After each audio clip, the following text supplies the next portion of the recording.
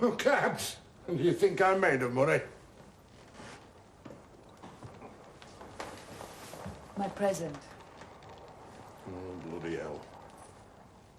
Here. Next time you're in London? Oh, I don't know.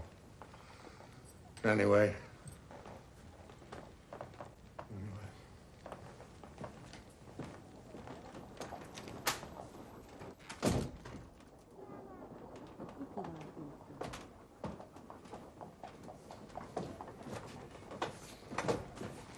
Oh! Shift! Madness, really.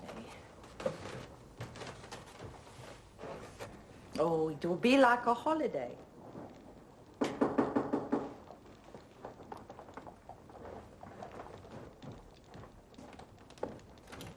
Yes? Mrs. Forrest, from the home. Yes. You're early. Well, it's best to be, I always say. Is she ready? Yes. Yes, I'll fetch your coat.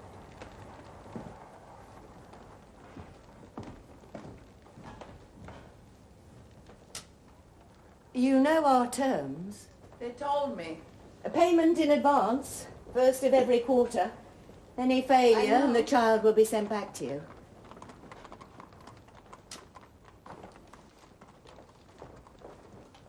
You're sure the money's all right? Yes.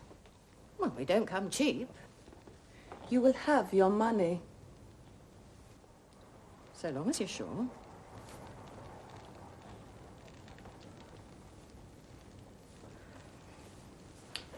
Well, I think we better be on our way. I wouldn't like her to start off by missing her dinner. Oh, these are things. Come on then, my dear. Kennen Sie nicht? She speaks English, doesn't she? Oh, yes, but with me. Blind and foreign speaking. I couldn't take that on. Bleibe hier. Nein, Liebchen. This is the kind lady I told you about. She's going to look after you. For a little while, Ilse. You live in a big house, in the country, with lots of other children. Wann werde ich dich wiedersehen? Bald. Sehr bald. Soon. Very soon. Take her, please. Ilse, is it? Ilse. I think we'll be calling you Lucy. Something nice like that. After the ball is over, after the break of dawn, after the dancers leaving, after the stars are gone, many a heart is aching.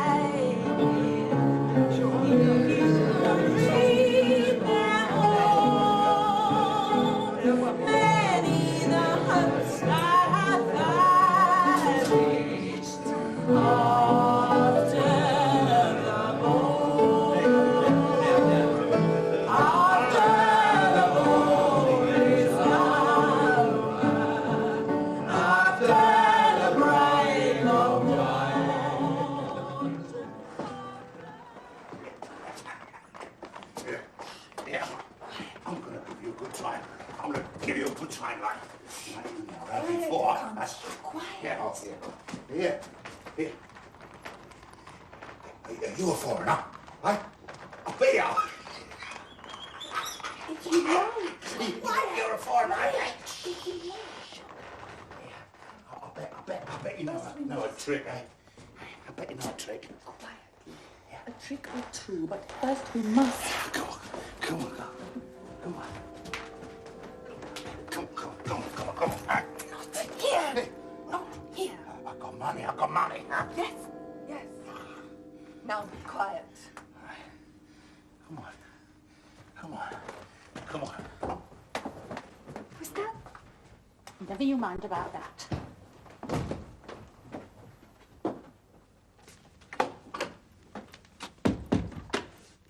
Just look at you.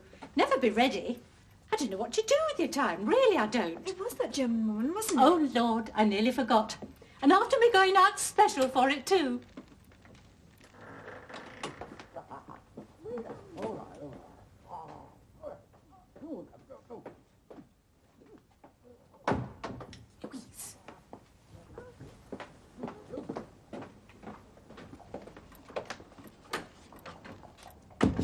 Mother. Oh, that's a nice bit of ribbon, that is. Real velvet, you know. And your grandma's brooch. So mind you take care of it. Sets it off nicely, that does. It's too tight.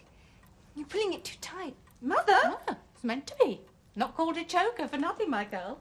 Now, you just take a look at that. Aren't you the lovely one? Like a princess yourself. I don't like you going out this late, though. I don't really. Mother. People about these days, horrible people. The German woman, she's... A young girl like you shouldn't talk about people like that. But there's a man in there with her again. Got your cab fare? Don't you go coming home late now. Do you hear? You have me worried to death. Johnny will fetch me back.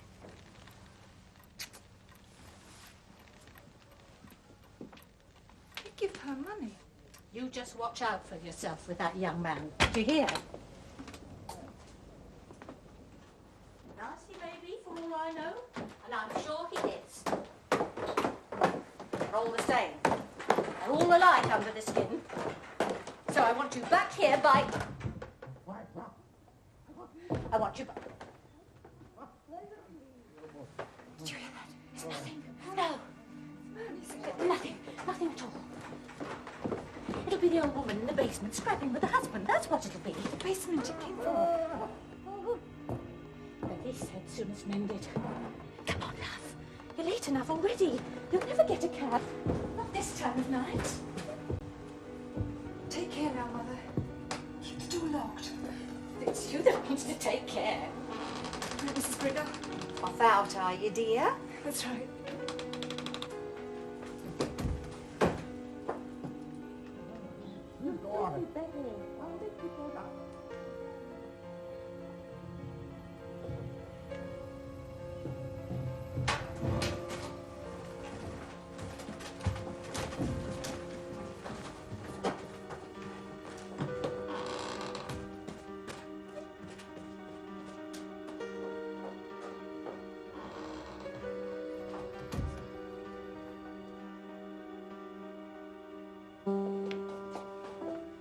Of brandy, please.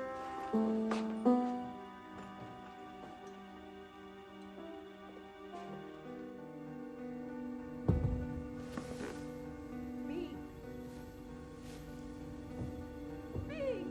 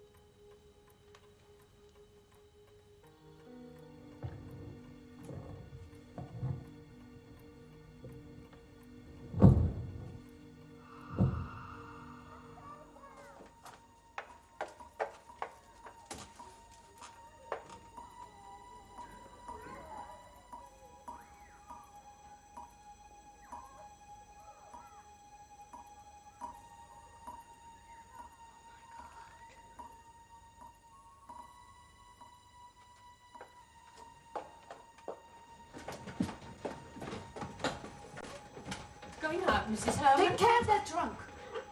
Do you hear? Contains treasures of mine. Not leaving, are you? A better house than this. This place is not suitable.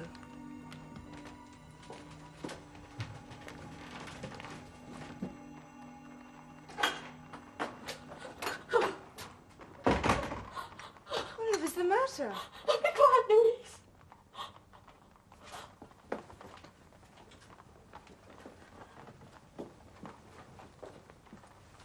Something in the street? I've made up my mind, once and for all. And about time, too, some people might say. I won't be long.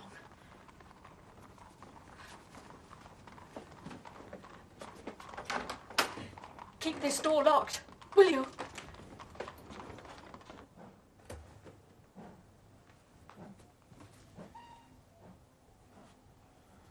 A body, I thought you said, Mrs. Hutchins. Well, I'm sure.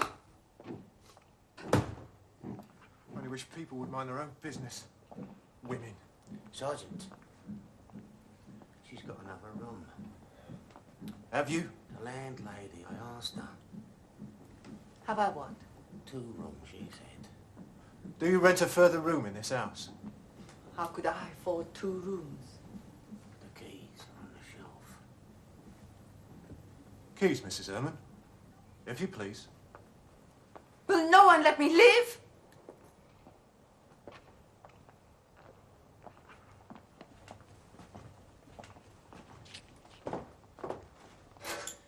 Here we are, sir. Good lad. Do you want to lead the way, Mrs. Hermann?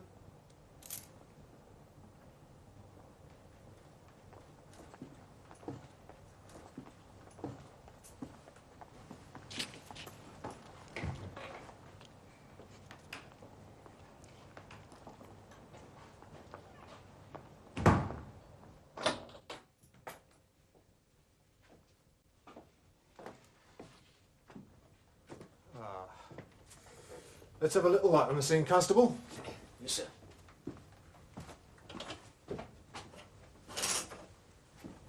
Enough's enough, lad. You'll have every gawper in London peering in. This trunk your property?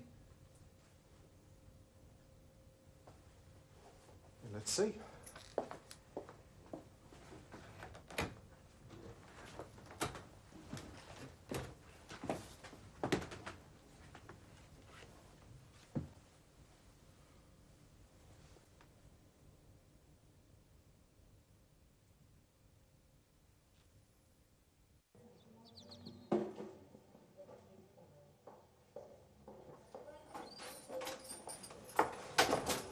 Bleeding freezing in here. English weather. Now then, What? language. Get this down, you warm me up.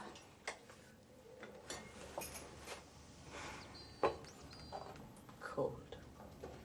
Stone cold. Them kitchens is miles. Pigsville. Cold Pigsville. Take it or leave it, there'd be nothing else.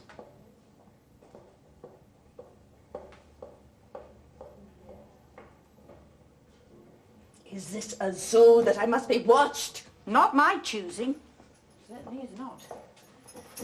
You're a special, my dear, and I'm specialing you. No. When your trial's over, there'd be 2 of us keeping an eye on you. Day and night. And you, there's this to be said, to choose your grub then, all right? Heaven, what's got you in here, my girl, and it's not going to get you out again now, is it? Not ladylike, Mrs. Hermann. Not ladylike at all. I'll get you a cloth and a bucket.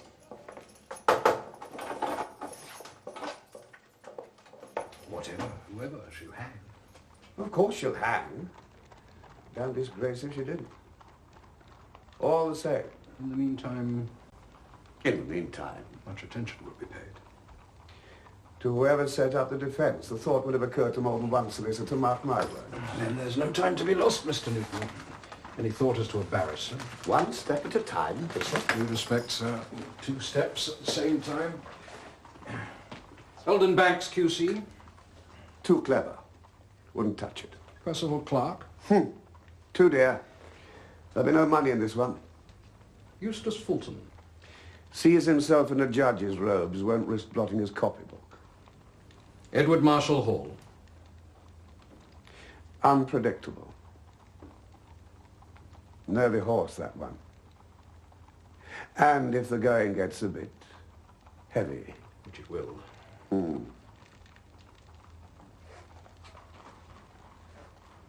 Throw out a line or 2. See who bites.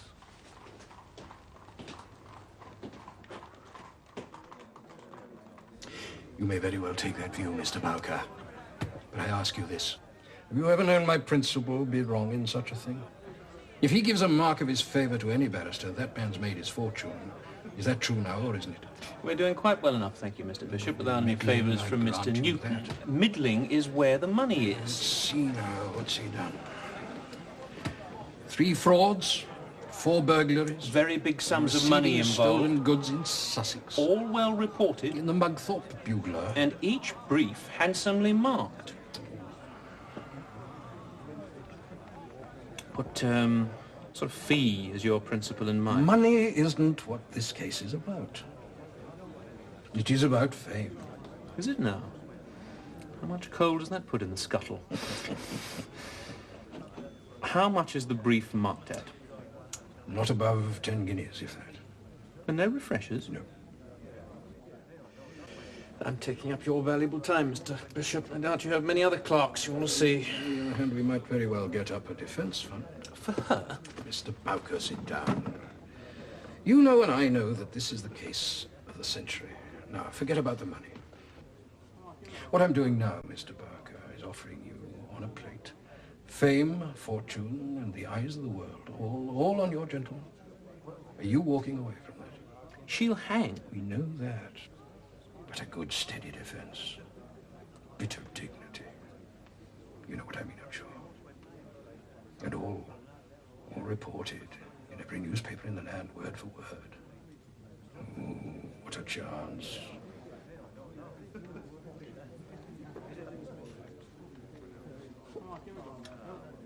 The other half? I don't see why not. How dare! Oh, dare! Out! Out! Out! Get out of my sight! All over the Inns of Court, this brief has been rejected by every barrister who can stand on his hind legs and gabble a speech, and you have the sheer bloody temerity to fetch it to me! This is not proper, sir. Proper! Mr. Newton has said... To hell with Mr. Newton! I do apologise for this, sir.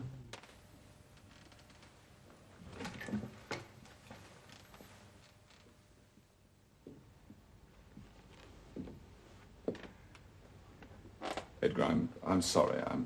Mr. Marshall Hall, if you decline this brief, you will be the sorriest man that ever lived. My name is Arthur Newton. Oh. A moment of your time, if you please, sir. Certainly.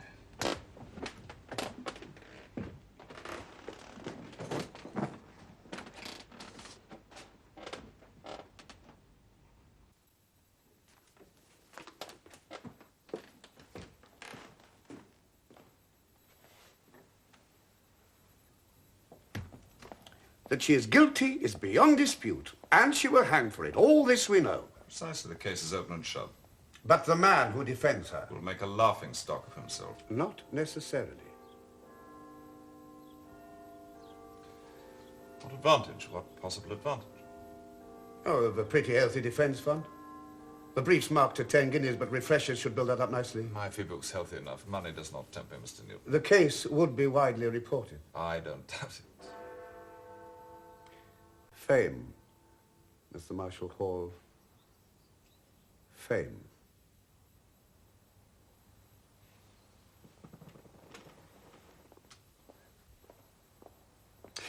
There's nothing I can say. Nothing. Well, I tried at least. You did indeed.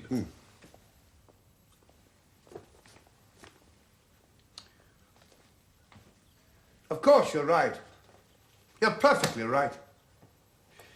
The woman is of no consequence whatsoever. Whether she lives or dies, who cares? I would never say a thing like that. Every life is of consequence.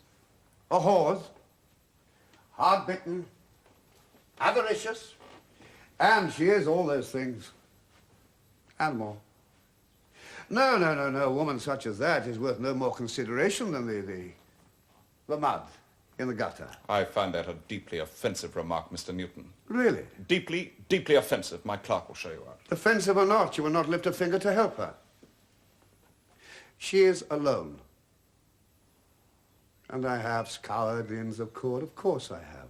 And do you know there is not one man who will speak for her?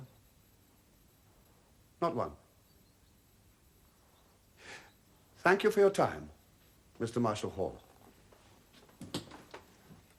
Mr. Newton. Sit down.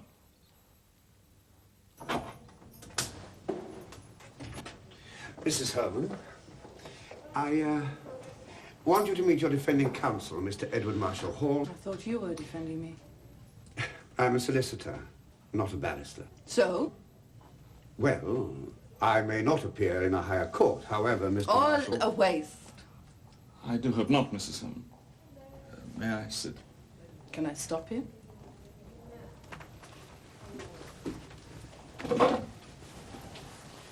You said you'd raise money for me. Your defense? Yes.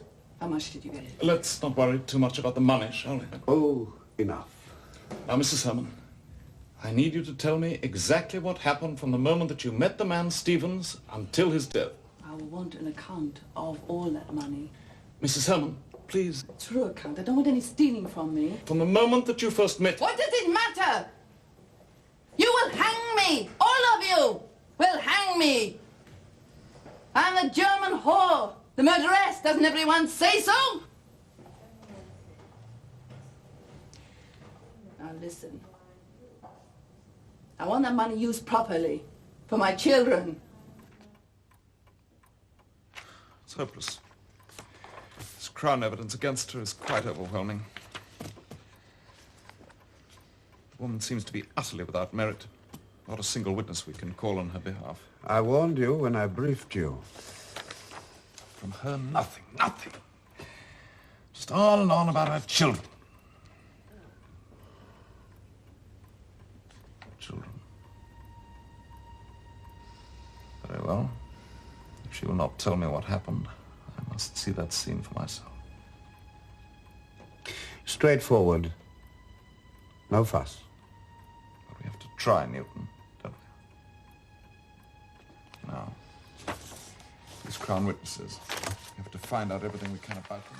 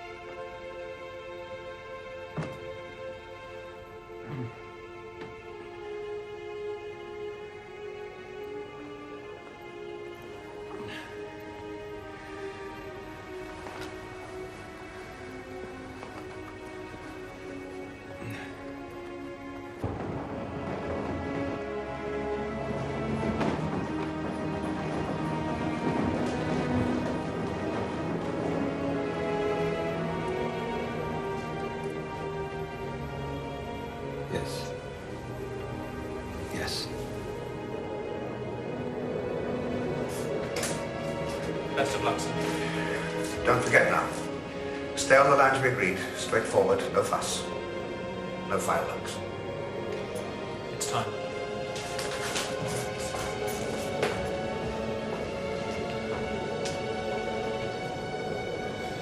Now.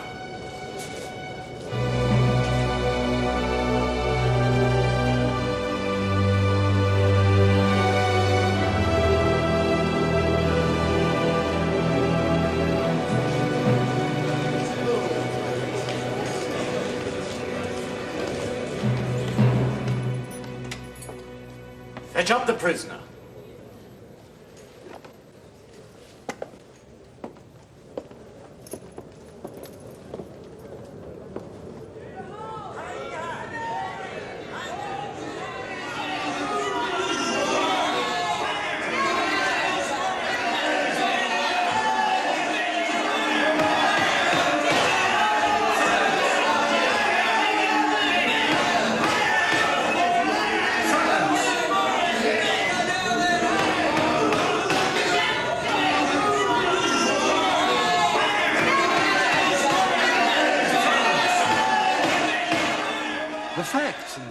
sordid, distasteful and repellent case are straightforward enough. Prisoner at the bar is an Austrian by birth, though she has been resident in this country for some years. Charles Anthony Stevens, of whose murder the prisoner is charged, was a retired hansom cab proprietor. There is no evidence that up to March the 15th last he and the prisoner had ever met, but that they met on that fateful night, there can be no question. On March 17th, in a room taken by the prisoner, in a tightly corded trunk which was the property of the prisoner, the dead body of the said Charles Anthony Stevens was discovered. After this discovery, a doctor was quickly summoned, and the body being examined by him, there were found on the right side of the deceased head many and terrible injuries. On the left forearm, 2 further injuries were noted. Gentlemen of the jury, I shall be suggesting to you that the deceased's left forearm was raised over the right side of his head to ward off a most violent assault. In addition to those injuries, there were 3 bruises, one on the right eye, one on the nose, and one under the lower jaw. It was unquestionable, according to the doctor at the scene of discovery and other medical men who examined the corpse, that death was due to a massive hemorrhage resulting from the 6 wounds to the head. These wounds were consistent with those which would have been inflicted by some heavy and blunt instrument, such as, for example, a poker. The scene will now, I'm sure, be vivid enough in your minds. The deceased, an old man of 70 years of age, is seated in a room at number 51 Grafton Street leased by the prisoner. Then, from behind his back, without cry or warning, vicious, savage, terrible blows rain down upon him. He lifts his arm against them, but still they fall. He shouts for mercy, and mercy there is none. Why, we must ask ourselves, why this heartlessness? Why were these savage, incessant, and deadly blows rained on this old man? What motive for this malign execution? We need seek motive at no great distance. For there are facts in the case, gentlemen, facts. On March 15th last, prisoner was in such desperate want of money that she was reduced to pawning the very coat off her back. But on March 17th last, she was in possession of such sums of money that were far, far in excess of what could possibly have been gained by that desperate transaction. Item: money was paid up by her in lieu of notice when she so suddenly abandoned the lease on her rooms in Grafton Street. Item: money was laid out by her for the purchase of furniture for her new abode. Now where, you must ask yourselves, did these monies come from? Where? Abject poverty, profound need before the death of Charles Anthony Stevens, and comparative riches after it. And a witness will be brought before you who will swear that Stevens was in the habit of carrying large sums of money on his person. Unless you resolve that the prisoner's affluence came from the body of the deceased, there can be no answer to your proper question. The prisoner made certain statements at the time of her arrest. She said that deceased tried to strangle her and that she hit him with a poker to defend herself, and afterwards fetched some brandy in an attempt to revive him.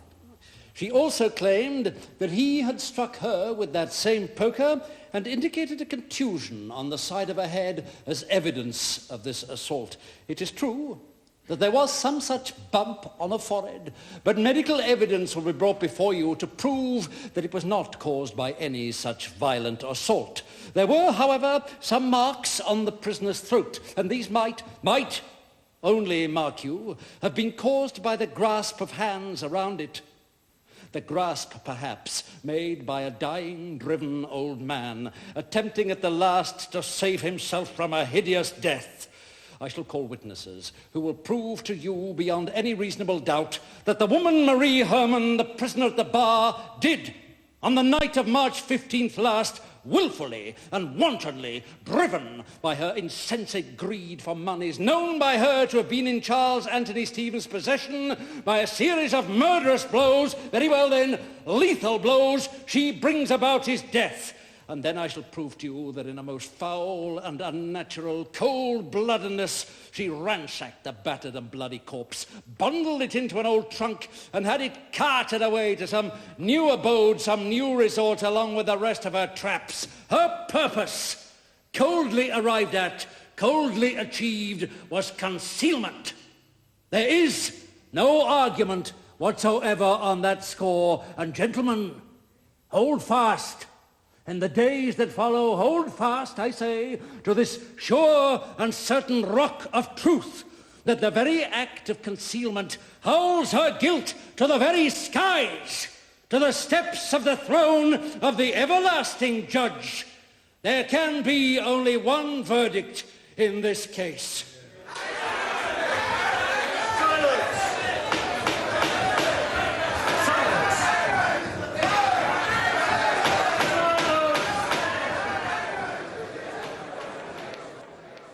Henry Anthony Stevens. Right. Answer yes or no, please, to my questions, and to those of my learned friend. Oh, yes then. Thank you. And you are the son of the late Charles Anthony Stevens? He was my dad. Yes. Oh, yes. I'm his son. And what was your father's profession? He used to run hansom cabs, didn't he? He retired from it, though, best part of 7 years gone. And what was your father's age at the time of his death? 71 he would have been. And he was in good health? Oh, fit as a lop. Yes. He was in very good health. An active man, would you say? Very active, yes. And could you tell the court of the tragic event that overtook your father in January last? What? Your father's sad loss. Oh, yeah. My mum died. Your father was now a very lonely man, was he not? Terrible lonely, yes. He was all on his own, really, poor old man. Apart from his ever-loving family and friends. Quite so. And tell me, was your father in the habit of carrying large sums of money on his person? I warned him time and time again, I did. He never set foot without £50 in his pocket. That was all in gold and silver, too. A witness will swear that as your father entered the house at number 51 Grafton Street on the night of his death, he was under the influence of strong drink. Tell me, was he often in that state? No, sir. Only since my poor mum was took. He was trying to forget, you see. Poor old man. And when in drink, was his behaviour in any way different from his customary behaviour? Did his mood change? Oh, yes, I should say so. In what way? Well, jolly like he'd be. Hail fellow, well met, drinks all round, that sort of thing, you know what I mean? Not precisely, but I follow your gist. He was not quarrelsome. Him? No, never a cross word. And when did you last see him alive? That very afternoon. The afternoon of the 15th of March? Yes. And he was in his usual health? Yes. Yes, he was in his usual health. Thank you, my lord. I have no further questions. Mr. Hall. Thank you, my lord.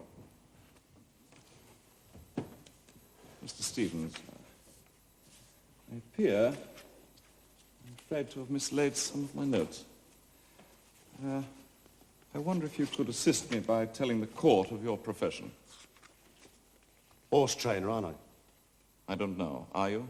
Is that what you do? Yes, that is what I do. Thank you. Now, about your father. How tall was he? About 5'10". Quite tall, quite tall. And as near as you can tell us, of course, what was his weight? Give or take 16 stone. And in good health? He was in good health? I've already said so, haven't I? Oh, indeed you have. I had forgotten. Forgive me. And I recall that you told us that he was of an active disposition. Very active, yes. So you have given us a picture of your father, a clear picture of an active man, a large man, a strong man. Would you say that was a true likeness? True enough, yes. We all are very grateful to you. Tell me, Mr. Stevens, merely that the picture may be complete, is it not true that your father, a man, as we now know, of abnormal strength for his years, had a most violent temper? No. Ah. I can, if you wish, summon witnesses who will swear. You can summon who you like. It's who a will lie. Swear that your father, when in drink, when in rage, would abuse, beat, throw about anyone who dared disagree with him, women in particular. He has done this time and again. He has been seen to do this. Must I call these witnesses, Mr. Stevens, who will swear that you are lying upon oath? Must I call them? They wait. Very well. But he wasn't always like that. Only when in drink? Only when he was drunk! Sometimes. Sometimes, then, when drunk, he would beat and abuse any woman who dared to disagree with him. Would he or would he not, when drunk? Yes. But it was the loss of my poor mum. Never mind the cause, he would do it. Yes? Yes. Thank you. Now,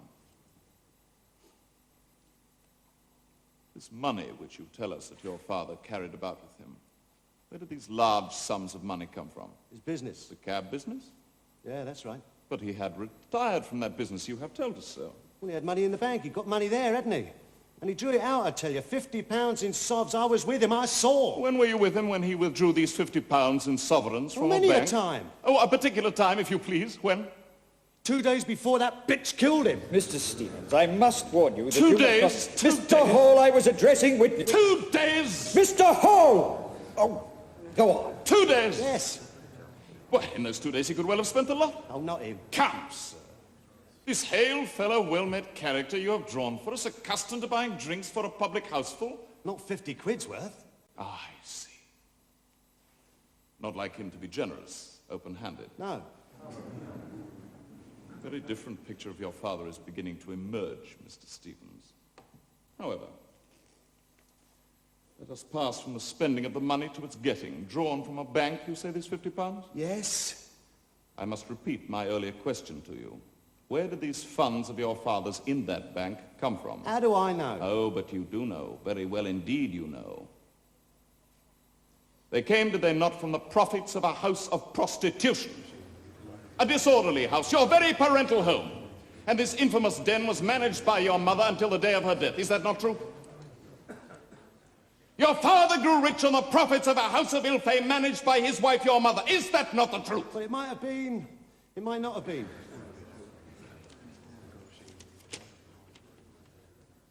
Don't you live with one of these poor women at Albany Street? No. Don't you live with Amy Chase? No. I must remind you that you are on oath. Mr. Matthews, what's this got to do with anything? You must answer the question. All right, then. No, I don't. I wasn't living with her. She was living with me. Do not laugh! I must earnestly beg you not to laugh. A woman's life is at stake here. How many times have you been convicted of being drunk and disorderly? 2 or 3. 7 times, I put it to you, in the past 2 years. I couldn't say. I've a very bad memory. Then I am glad to have refreshed it to the point where you now recall that your father was an active man, a hugely strong man, a drunkard living off immoral earnings, who would, if the mood so took him, inflict grievous bodily harm on any woman unfortunate enough to fall into his clutches, and that you yourself are no stranger to places such as this. Thank you, Mr. Stevens.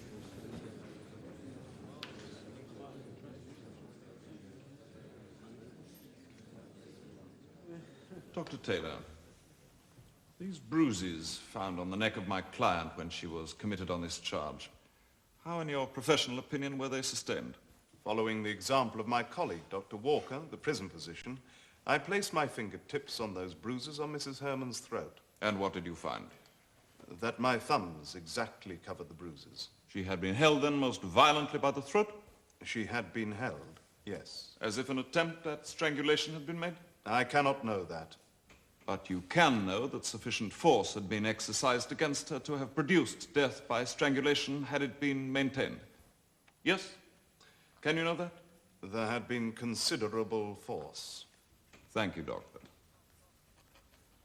Now I must ask you, as a medical man, If you believe that an old man of 70 years of age, after he had been struck 6 times with some heavy instrument and had suffered in consequence wounds sufficient to bring about his death, would have had the strength left to inflict those bruises on my client's neck? No, I do not believe that.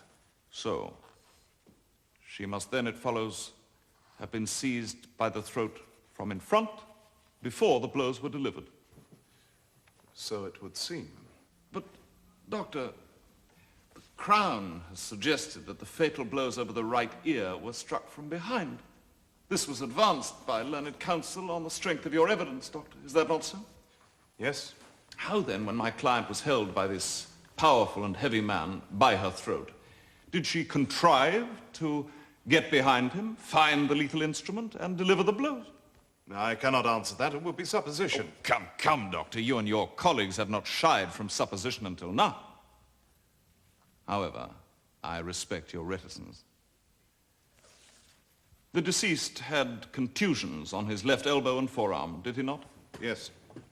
Is it not possible that this left arm of his was so hurt when he used it to ward off the blows directed at the right side of his head?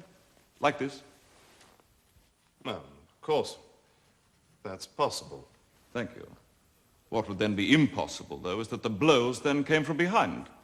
The only arm one could have used in those circumstances would have been the right arm. Like this. Is that not so? Yes. Yes. You are right, Doctor, to be reluctant to put before this jury matters which can only be supposition. But I want you to give me room now to put before you certain suppositions of my own. And I would ask you to bring to these suppositions all the scientific rigor of your mind. If there be any detail, however trivial, which you cannot scientifically accept, I entreat you to make your objection plain. Lift but a hand and I shall desist. Will you do this so that truth and justice may be served? Yes. Thank you.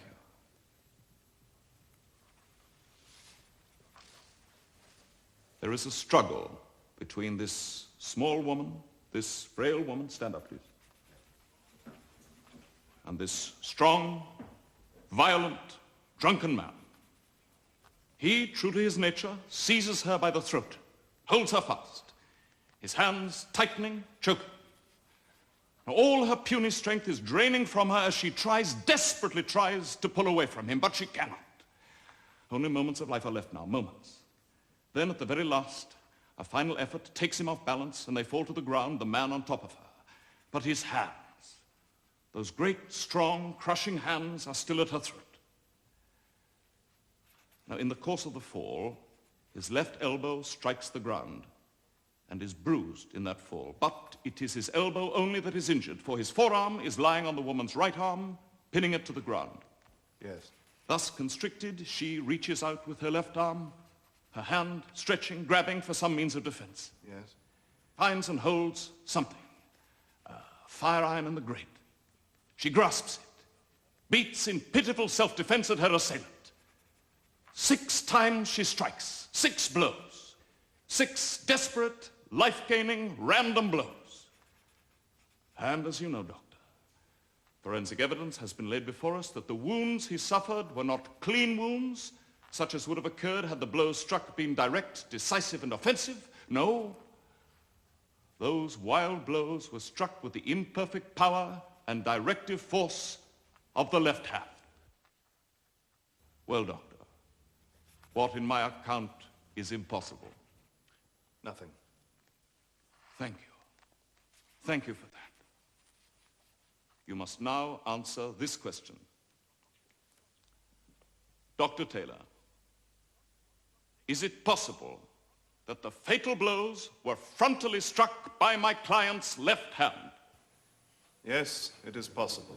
Just as possible, in fact, as the previous supposition that they were struck from behind with her right hand. Yes.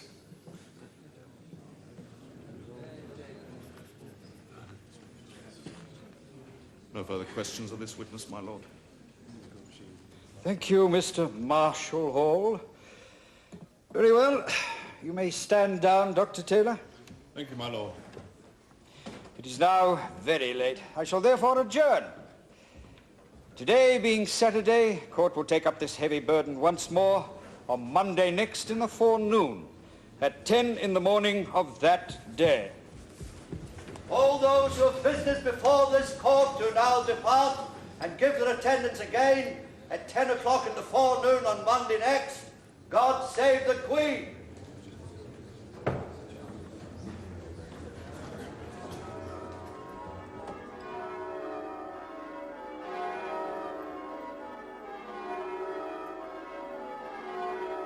Can I get you anything to eat, sir?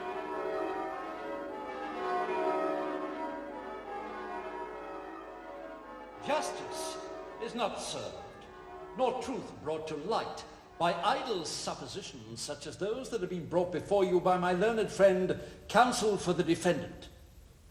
The facts in the case, gentlemen, facts are all that may guide you, and those facts are damning. One thing is open and beyond any reasonable doubt whatsoever, and that thing is that Marie Hermann did willfully, cruelly bludgeon Charles Anthony Stevens to death and then endeavour by all the means in her power to conceal the terrible proof of her crime. Has one tittle of evidence been entered to deny this? One?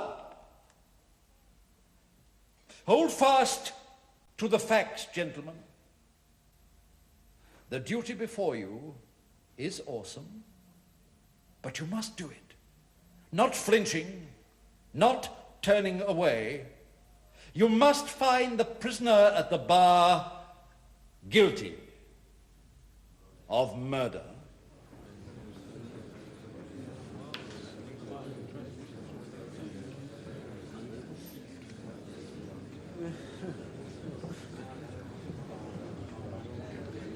Here are the notes for your speech. Yes, yes.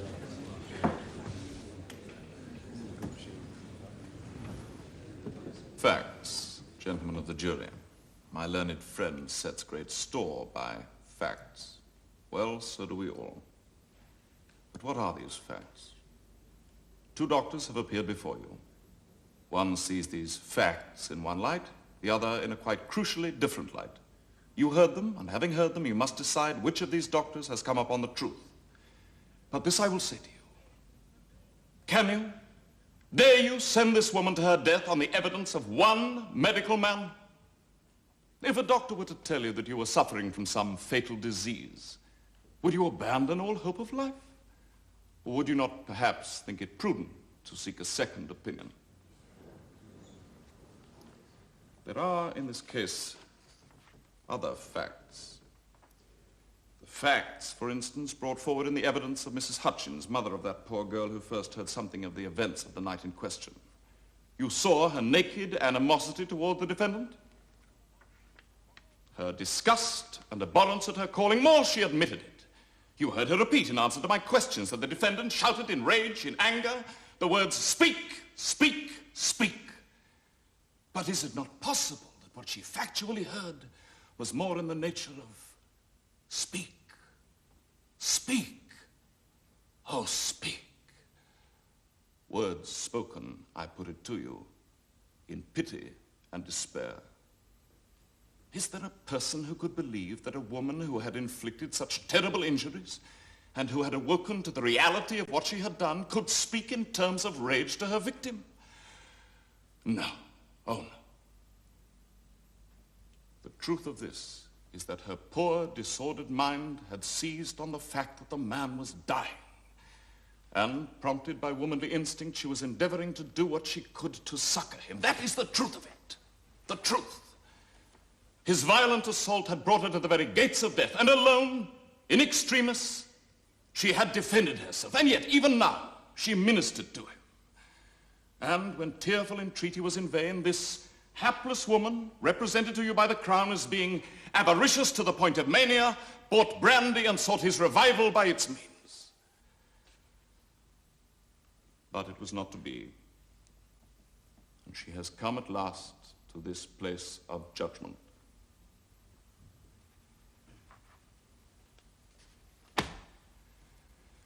There has been much prejudice in this sad case. In the newspapers, in their shrieking placards, In the gossip of the streets, this woman has already been judged and found guilty. And a prejudice such as this is a foul tide that rises from a sea of corruption, staining the very hem of the white robes of justice. Cleanse it from your hearts, from your minds, from all that is true and noble in this place. Gentlemen of the jury, I beg you to cast aside all prejudice because of this woman's way of life. I beg you to remember that women such as this are what we men make them. I beg you to remember that even this woman was once a beautiful and innocent child. But beauty is a flower that withers. Purity may be trampled into the dust, and innocence blasted by an evil wind. And she was once a woman of respect in her small world. She taught little children. She was mother, loving, devoted mother to 3 of her own. But that world was broken, smashed forever, when the man to whom she had given her love and her trust abandoned her. And she was left weeping on this alien shore, alone to feed and care for her children. And, gentlemen of the jury, one of those children is blind. Do you now point a finger of respectability at her? Dare you? She was driven to the streets by the bitter need to put bread into the mouths of her children and to find shelter for a blind girl. And at the end of those dusty, dreary, broken-hearted streets, there is a room in a common lodging house where a man, keeper of such a house as has encompassed her ruin, a violent man, a murderous man, is choking the very life from her body. What would you that she should do? What? Gentlemen of the jury, on the evidence before you, I almost dare you to find a verdict of murder.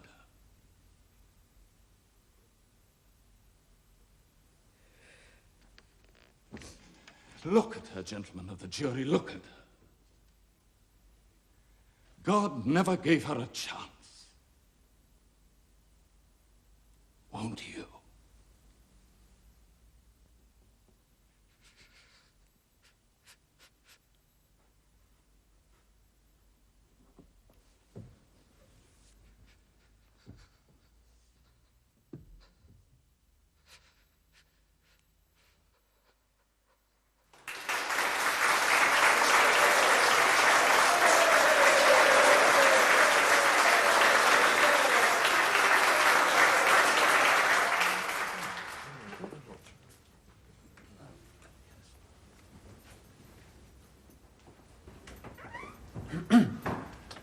We have a verdict, sir.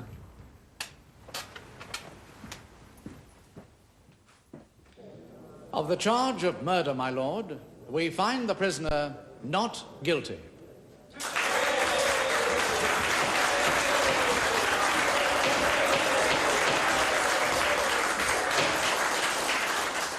And we wish to enter a verdict of manslaughter.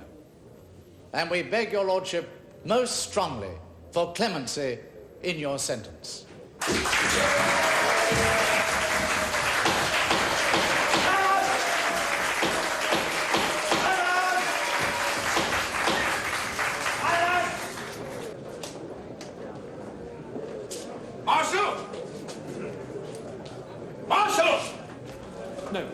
Not now, Mr. Newton, if you please. Listen, I must speak to him. Not now, sir.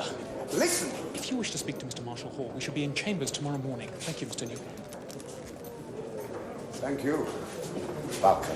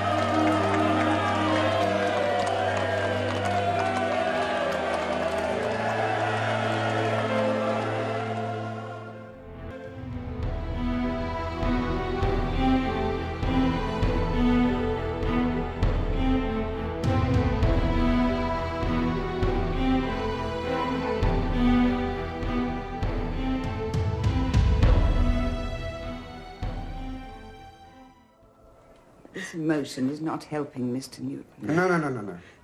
Your daughter has every cause. Every cause. Distressing business. Very. I still love him, you see. I do. I do. Quite. Quite so. Well, now, Lady Scott, and if you have anything at all to add, Lady Russell, then, of course, you must feel quite free. Mamma is in charge here.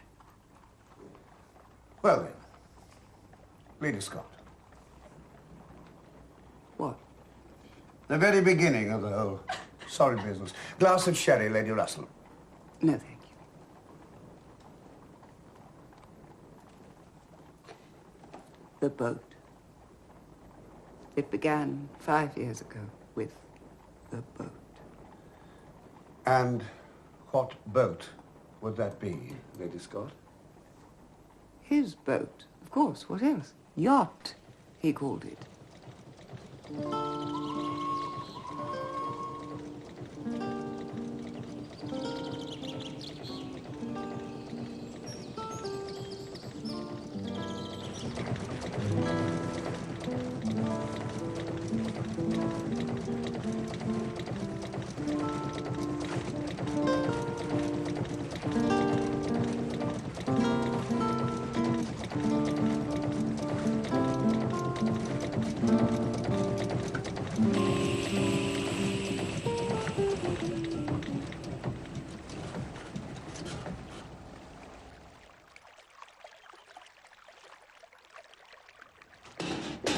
My dear fellow, when will you learn? If you didn't work, would I hit you with a spanner? You'd be black and blue. Very funny. I think I'll give it a get the pole. Right, yes, grab this pole, grab this pole. Down this end, now push. Come on, push. I'm doing it as hard as I can. Push harder. Should we? This is not a refuge for distressed mariners, Mabel. Grab this. Come on, man. Oh, it looks as if the matter's out of our hands. Oh, no, it's not. I'll soon see them off. Triple.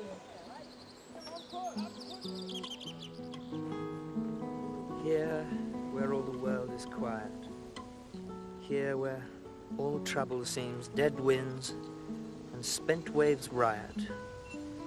In doubtful dream of dreams, I watch the green field growing, for reaping folk and sowing, for harvest time and mowing, asleep. World of streams.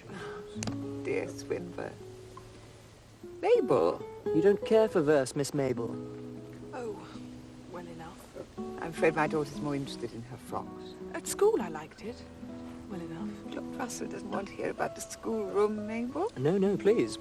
A favourite poet, then, in your girlhood? Lord Tennyson. Tennyson.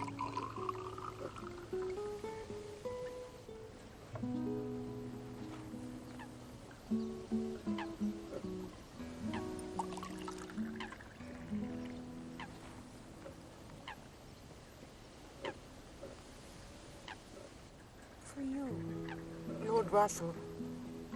Do tell me, for I feel that we're friends. For you, have there been troubles of dead winds and spent waves riot? His poem, The Charge of the Light Brigade. Oh, what spirit! Much sadness. Much loneliness. I sensed that from the first meeting. Lord Cardigan, of course, led the charge. And his widow, Lady Cardigan, old though she may be, Lady Cardigan is a great friend. Lady Cardigan? I thought she'd be dead long since. Oh, no, far from it. Oh, the long-gone days when one's child was safe in the nursery, asleep. Come, Lady Scott, not long gone, not at all. Only 5 years. But I'll go now if you want. I would be desolate if you did.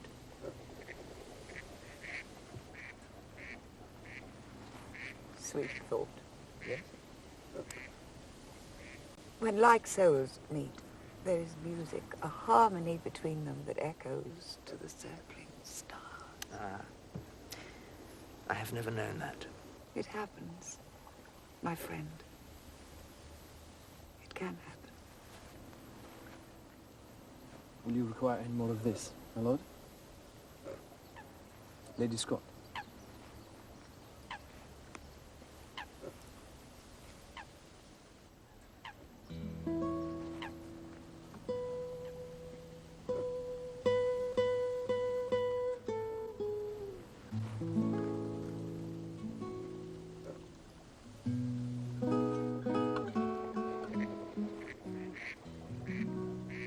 My late husband.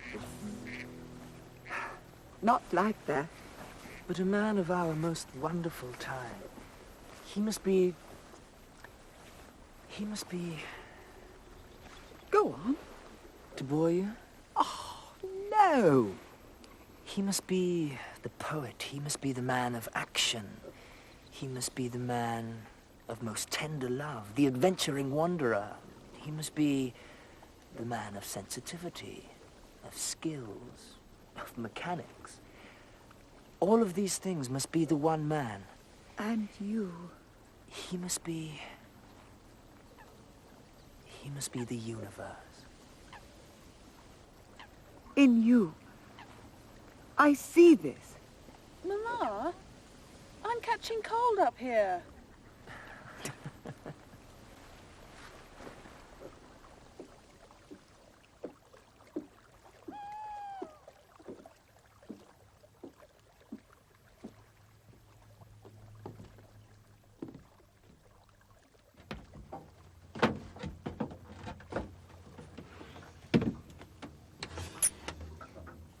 What do you want?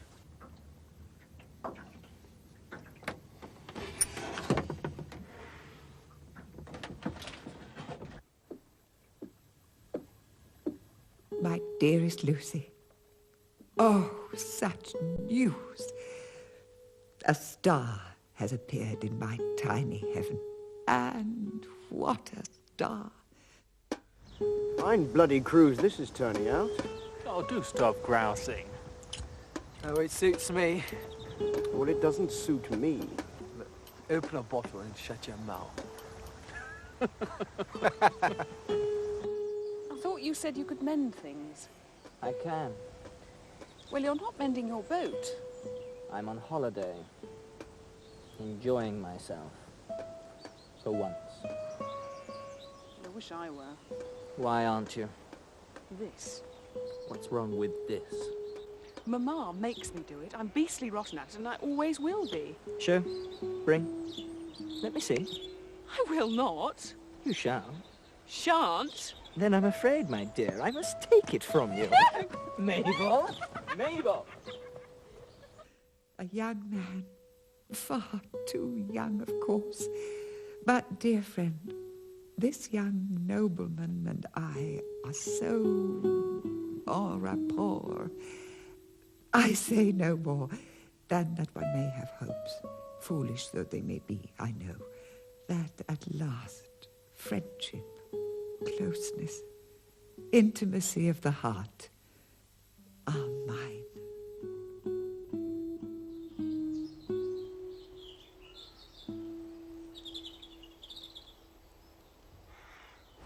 Marriage? Are you mad? The child is get out of the schoolroom. But love knows not hate. You said so yourself. Get out of my house. Get out. I didn't want to hurt you. I never want to see your face again. Where I go... I've taken in a snake. Poisonous. Filthy! She goes with me. Good God. Ah, that means they must have done it, I suppose. Bloody time, too. And after your marriage, Lady Russell, Lord Russell kept the man Cockerton in his employ? He said he cheered him up. I'm sure. I must now, with your permission, be somewhat indelicate. Think of me, if you wish, as, well, as The family doctor. Exactly what I said, isn't it, Mabel? Quite so. Quite so. The night of your wedding, Lady Russell, tell me now, were the nuptials consummated? We were both very tired. I see. And subsequently?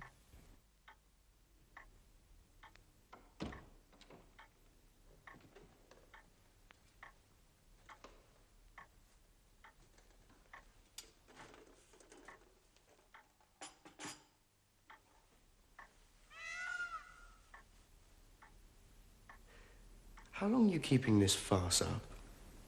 Get out. Morning, milady.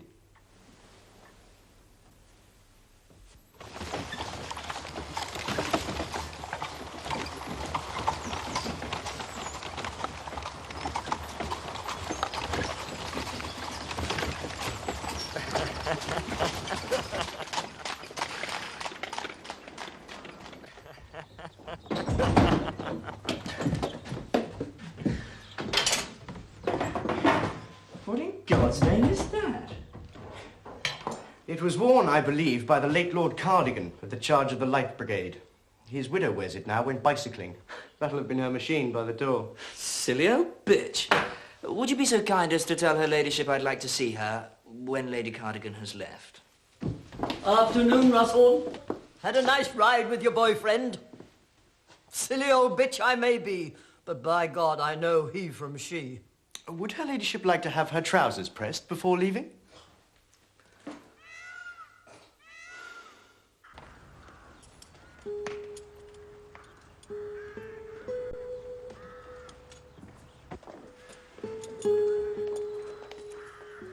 Mabel.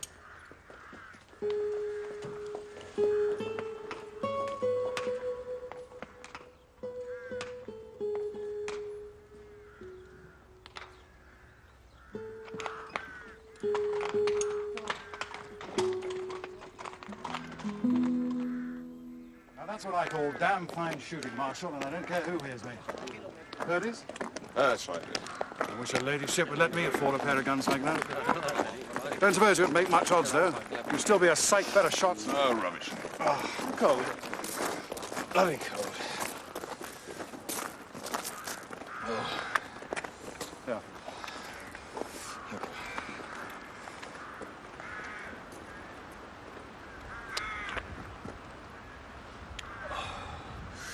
Thank you, that's better.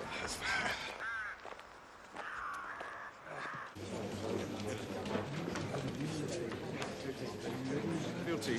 I was waiting for you. Oh, sweet. Make way! Make way for the cold attorney.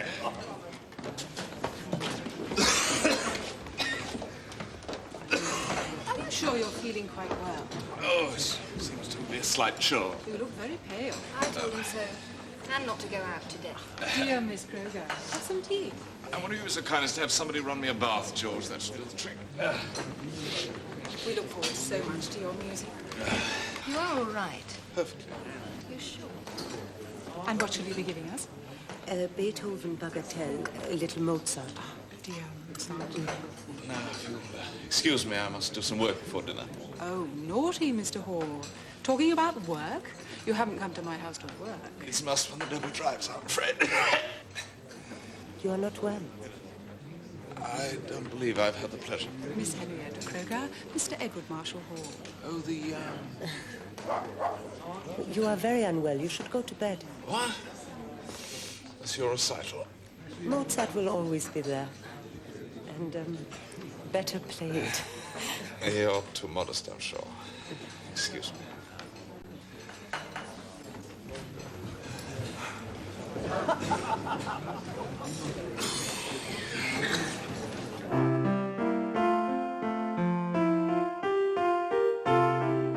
No, please, don't let me interrupt you. Forgive me, but it is so difficult. But you make it sound easy. An amateur. And the word means one who loves. But I am perhaps that. Indeed you are. Miss Kröger. Such musical people, you Germans.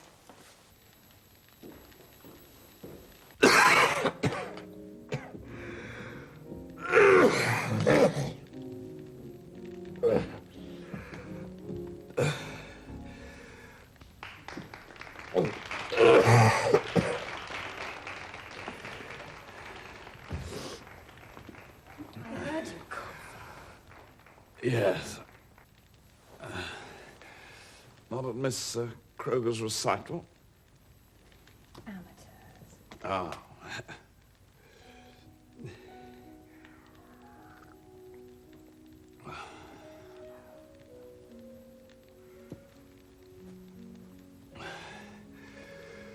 Pleaded a meagre. Pleaded a lucrative brief. Edward, you're not well. You work far too hard. How long will the music last?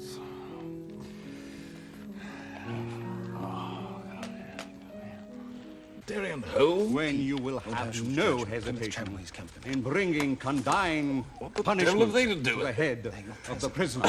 President? Mr. Marshall Hall, if you intend to address us today on behalf of your client, the court would be pleased to hear you. Oh, I'm so sorry, my lord.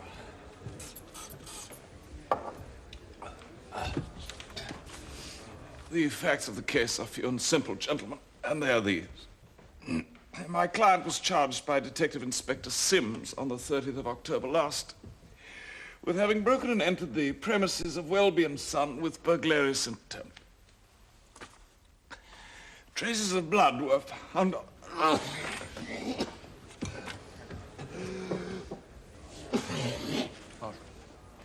Would you like me to adjourn for a while, Mr. Hall? Your lordship, please. There's no air in this ghastly room. In this terrible place.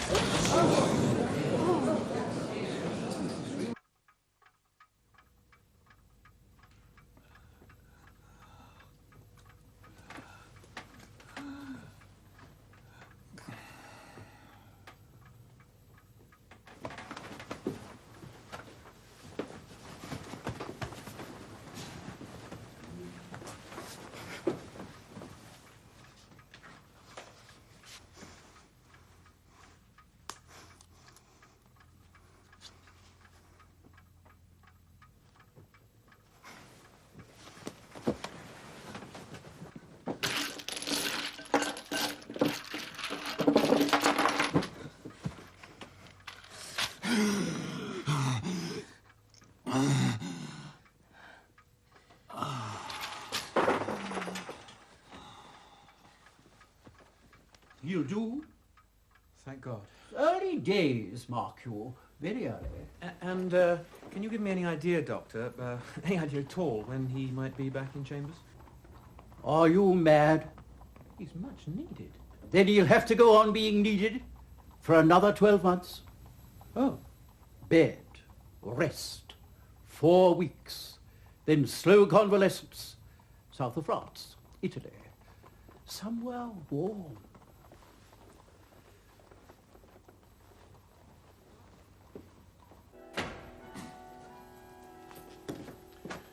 Any news? No, not yet, I'm afraid. Still convalescing. Ah. Well, don't let him convalesce too long. Law doesn't wait, Bowker. Not for any man. Oh, piddling little case. Receiving stolen goods. Thought, Taylor might handle it. Hmm? Yes. Well.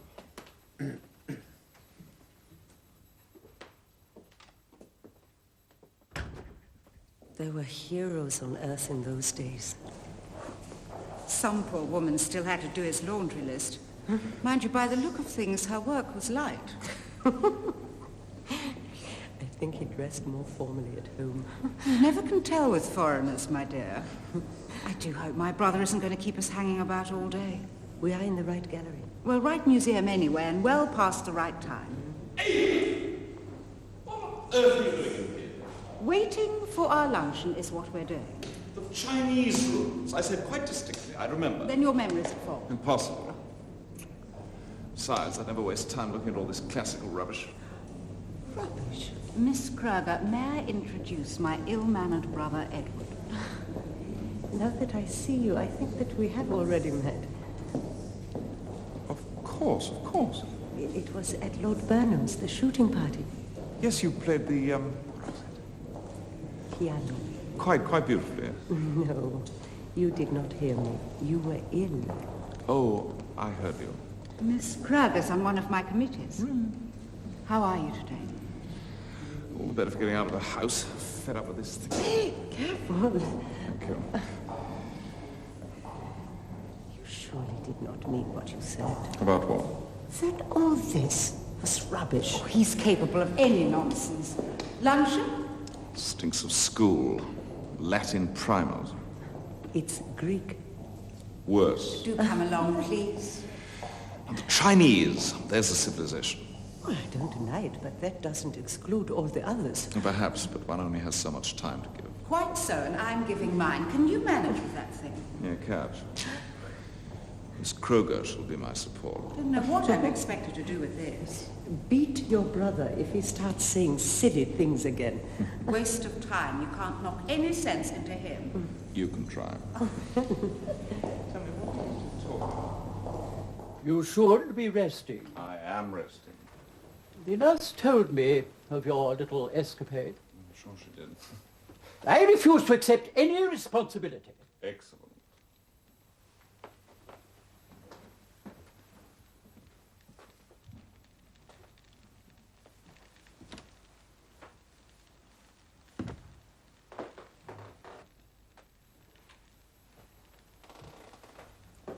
You play? No. No, it belonged to someone who did play him. Not alas for me.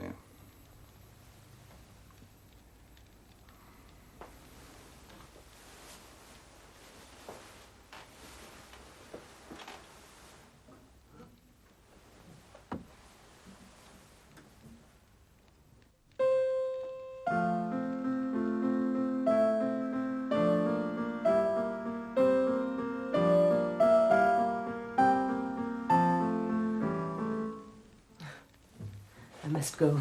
No, please. Play something. For me. Your doctor said you should be resting. Fears my heart. And well, he might. Play.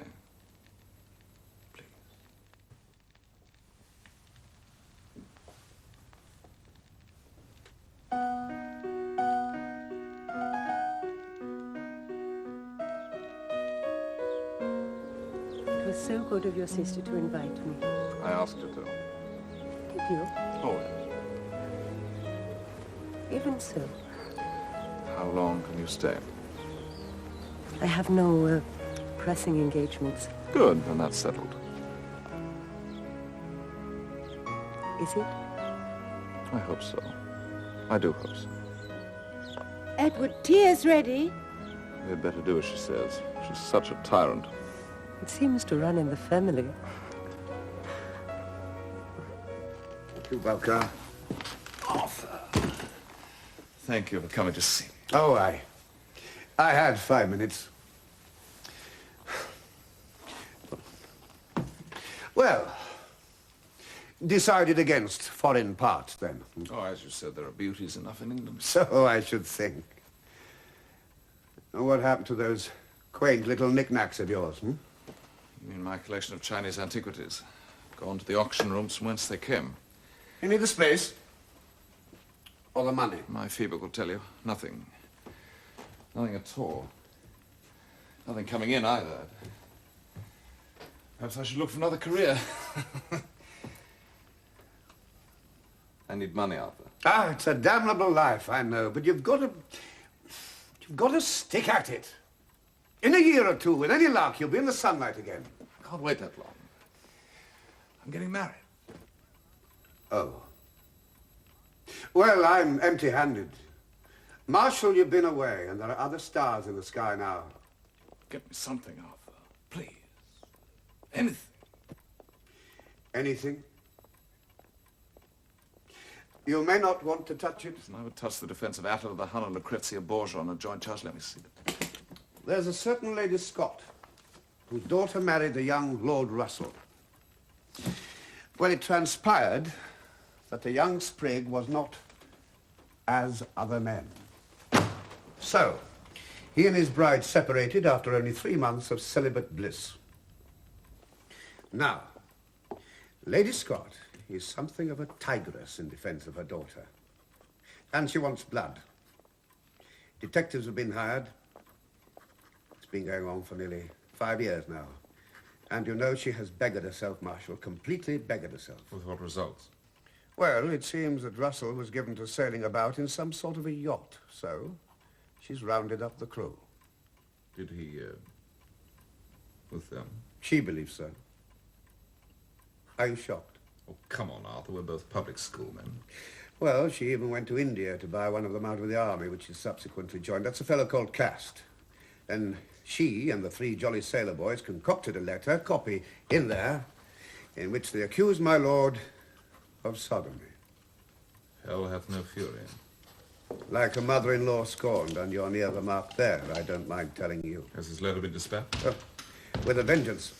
Copies have been sent to every member of Parliament, including the House of Lords, and to every serving officer in the British Army. Good day for the General Post Office. Bad day for Lord Russell. He has, of course, brought action for criminal libel. Well, what choice has he? Just like Wilde. Wilde. Wilde had all the choices in the world. Very well. I shall represent him. Let him know I shall want a consultation. Not Russell, Marshal.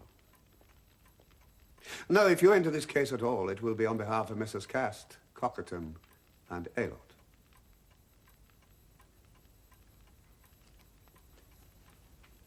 Sailors? That's right. Lawson Walton's appearing for Lady Scott. Good man. Would, I suppose, be widely reported? Oh. Society scandal, always is. The brief's marked at, 500 guineas. Bowker! Everyone, no matter how black things look, is entitled to a defense. The other detectives, what have they found? Nothing. I'm sorry, my lady. He's followed? Day and night. You're missing something! I know his nature, filthy, disgusting, perverted. We can find no proof. Might I suggest you abandon this investigation? Proof? Proof? I have proof enough to hang any ordinary man. Is it too much to expect you to find some too? Is it? God knows I pay you enough. Give it up, my lady. There's nothing. Truly. No! Never, never, never. Though I'm stripped of everything I own, I shall not rest until that sodomite is in jail. And rotting there. No, no. Our men are innocent.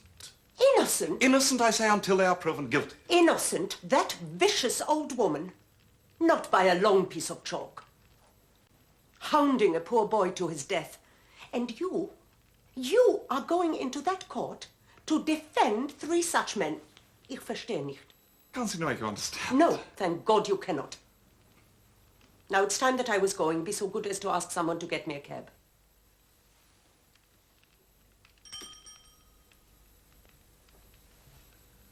Shall I see you tomorrow? I've left my cloak somewhere.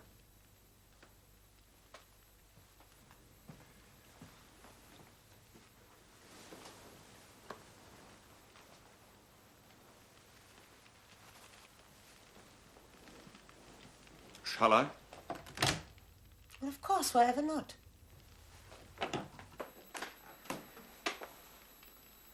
I understand your anger. You do? How can you? Have you had a daughter fall into the filth and slime of a life such as this? Don't give me your understanding. I don't want it. But your only defense is one of justification. Well, am I not justified? Before the whole world? We must first have proof of your son-in-law's crime, and Look at the man! Proof enough for anyone. No, Lady Scott, it is not. Now. Are you all ready now? As ready as I ever shall be. Yes?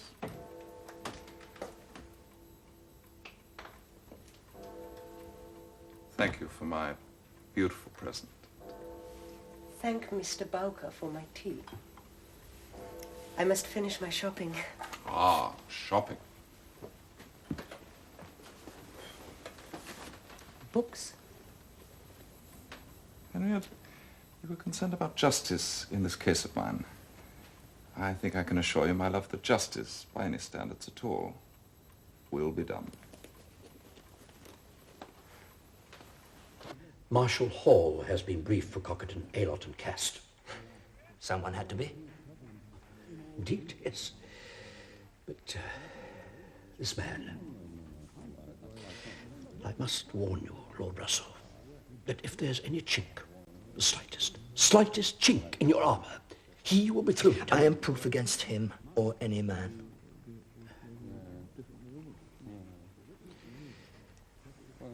I must ask you again, is there anything at all in your conduct? Friendships? I have friends. I need friends, good God! Don't you, doesn't any man? Is it a crime? No crime. Unless friendship transcends the bounds that society wisely sets. It is my need, not society's, that bounds my love. Do not mention that word. I do most earnestly beg of you, do not mention that word. Love? It is not admitted.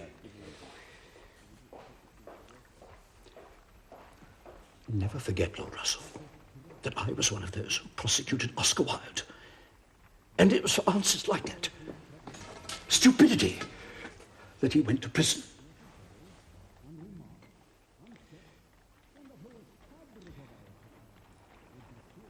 Now, the man Cockerton, why did you dismiss him from your service? He was impertinent. And no more than that? Over-familiar. Had he cause? He may have found cause.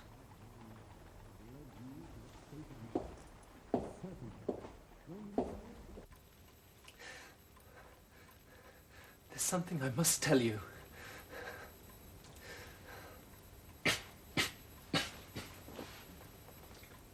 He was good to me, young Lord Russell. To all of us. You should have recollected that earlier. The others of your mind? Not Cockerton. Not him. He's bad as the old woman. Bad? Getting his own back. That's all he thinks about. Laughs about it, making it a joke. No laughing matter, though, is it?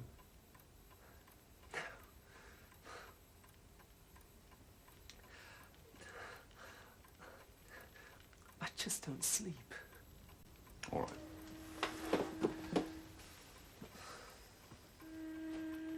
There is a way, but it must be taken by you all. If Lady Scott and the three of you abandon these charges against Lord Russell and issue some form of an apology, then the whole matter could be done with. Goodbye, Mr. Cast. Think carefully of what I've said to you.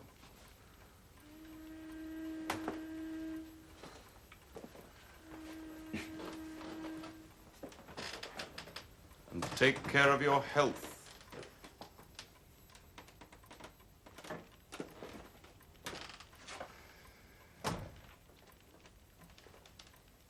I don't like it. Talk to Lawson Walton. Lady Scott must be made to see sense. No, I will not. Not ever. Lady Scott, listen to Mr. Lawson Walton, please. Two of your co-defendants are uncertain. Let's put it no more strongly than that. Let them be what they like. I am certain. Well, that is no matter, because the defense is one in toto. Let any one of you break, and the matter is finished. And you, all four of you, will go to jail. You dare threaten me with jail? I do not threaten, Lady Scott. I warn. That sodomite Wilde went to jail. Let this creature follow him.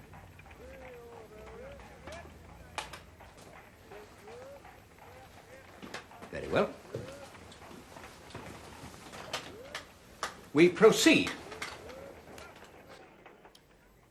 My client, a young man, nobly born, wealthy, and with all the talents, met by what, gentlemen of the jury, you may consider ill-starred accident, Lady Scott and her young and beautiful daughter.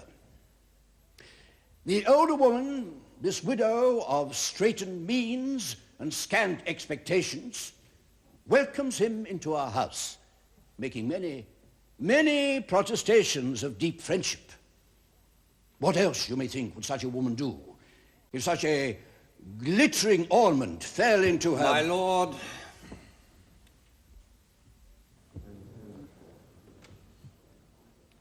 fell into her circle of friends. He, brought up without a father's loving care, is lonely himself, and receives her ardours, not knowing at his more tender years what may have lain behind them. But always, gentlemen, always in these amatory transactions, his conduct is governed by the strictest application of Noblesse Oblige.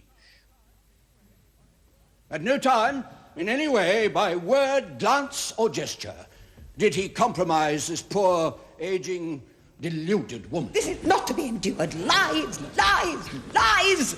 Must I sit here while he insults me? Lady Scott, you will have ample time to state your case. Please try to restrain yourself. I will speak.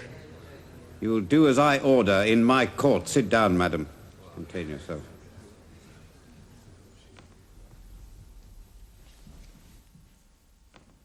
I thank you, Lordship.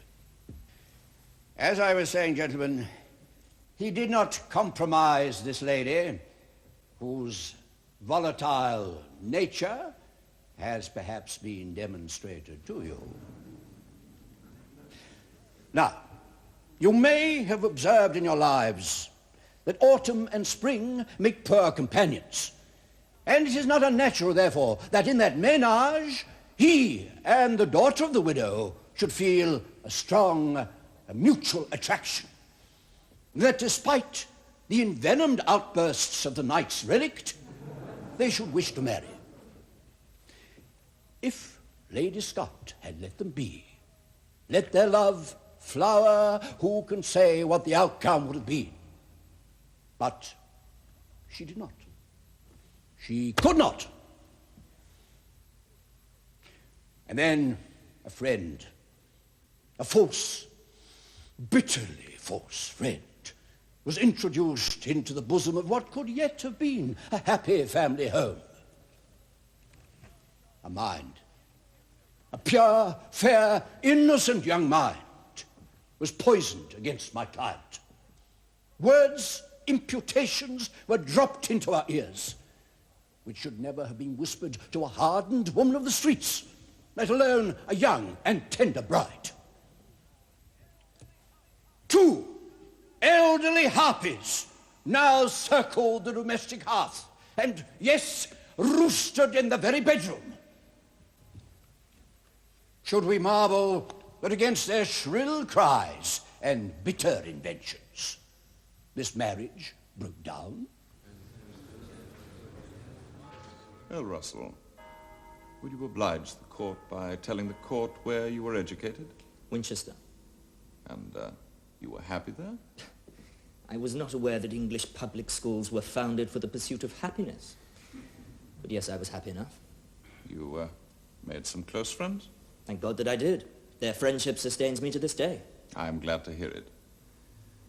And after Winchester, did your education proceed? Yes, I went up to Oxford. Oxford?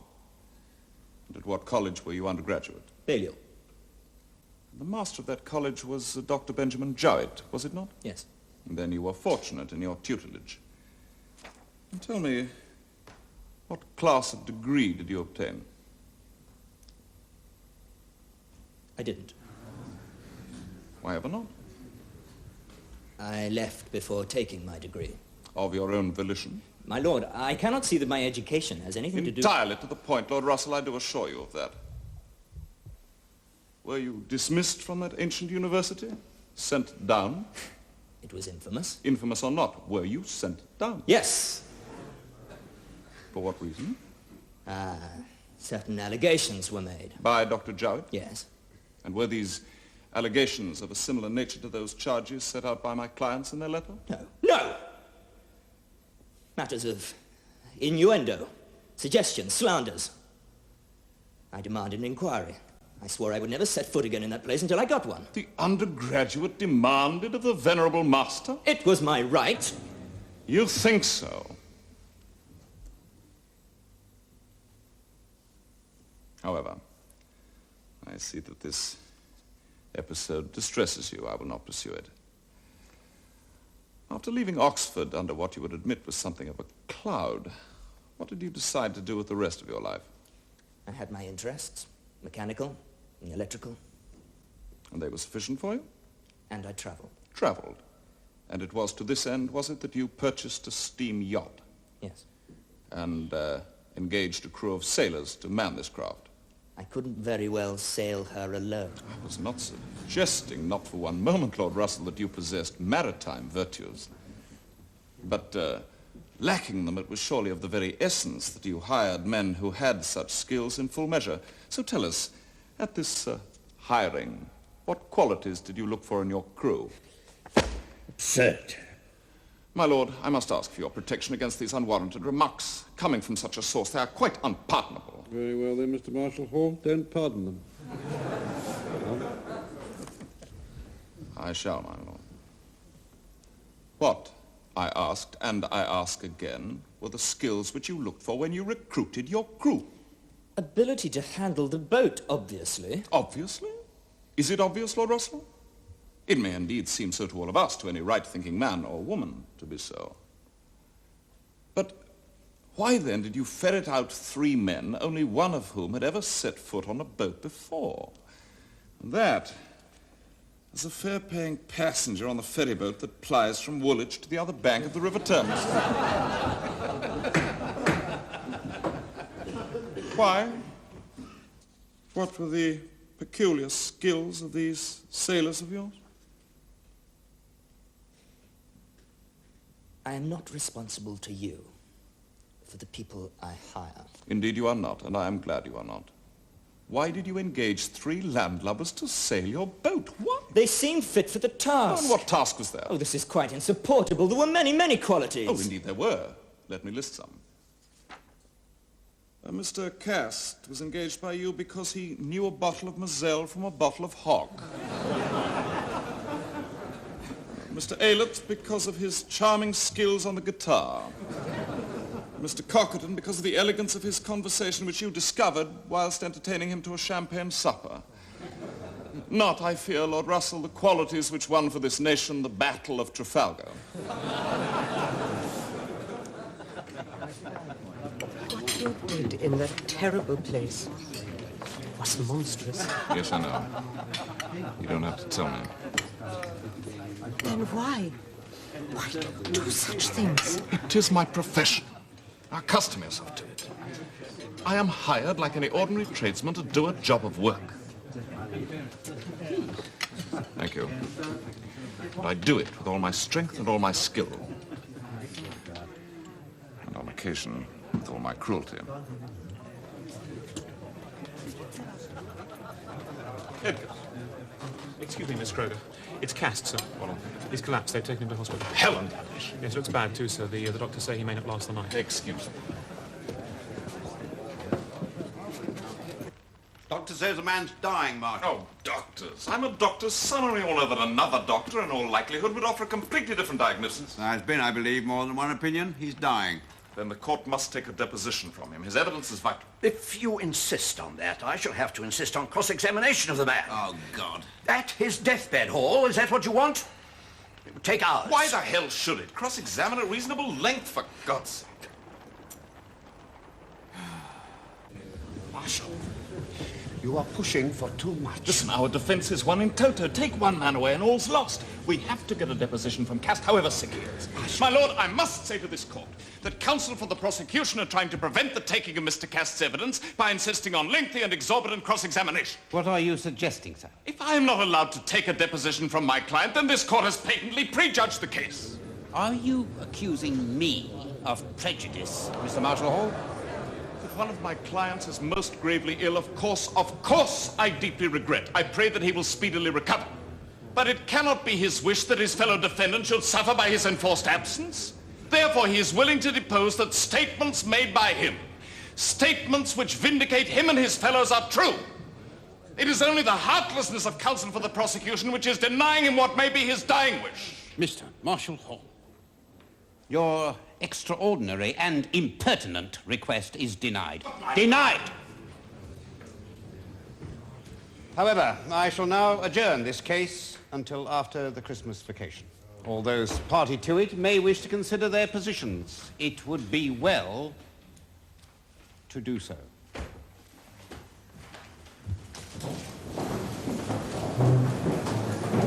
All those who have business before this court now depart.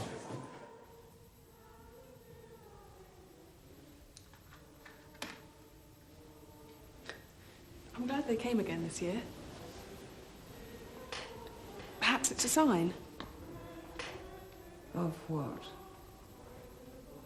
A better year ahead.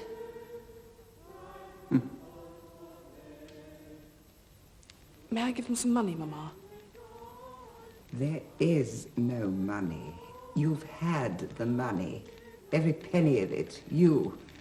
And that man. It was not my wish! Not any of it! You brought this on me! Get out. I love him! Have you heard?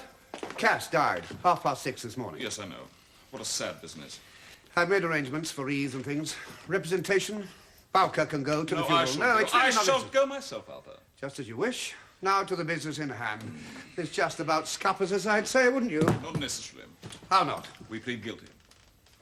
Are you quite mad? Probably. But the reason for the plea will be the hopelessness of our proving justification with our chief witness dead.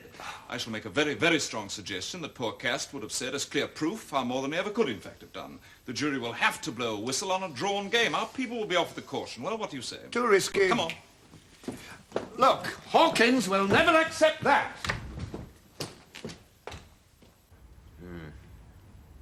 And that's the plea you'll enter? Yes. Guilty. Yes. Well, let's have a glass of Madeira. Sustaining, I always think, of a cold morning. But I don't like it. This guilty plea, I don't like it. Leaves the whole thing up in the air, and it should never have been brought out in the open. Never. Our class enjoys privilege, wealth. Well, there's nothing wrong in that. They've been earned, but they must be protected.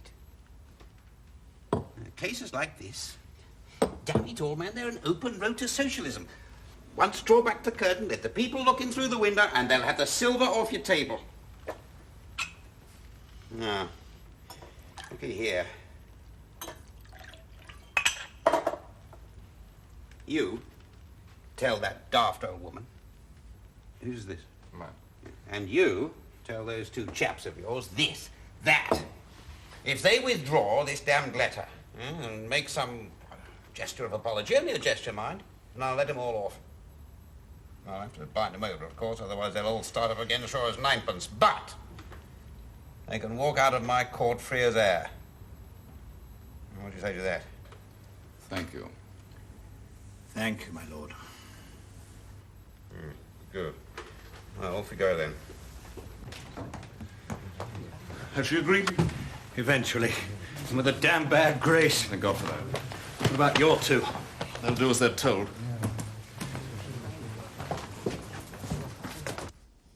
And so we come to the end of this sad and sorry affair. My relief at this will, I know, be shared by all present in this court of justice and by all ranks of society. To see those who should lead morals and behavior setting such a lamentably bad example is most unedifying and is a real danger to the fabric of the nation. Very well, then. A retraction and apology have been given. I have them here in my hand. It merely remains for me to pass sentence. Maria Selena, Lady Scott, I hereby bind you over to... No! No! Those papers are lies! I do not retract. I will never retract one word. That man is a dirty, crawling, disgusting sodomite! Would counsel for the defence kindly take instruction? I am not minded to grant an adjournment unless very pressing arguments for my so doing are advanced. Will you play? I want justice! Get it in full measure. What about you? We go where her ladyship goes. Not quite. It'll be Holloway for her and the Scots for you. Well, that's the way it is then. Bucket it up. Are you absolutely sure you wish to proceed? I am.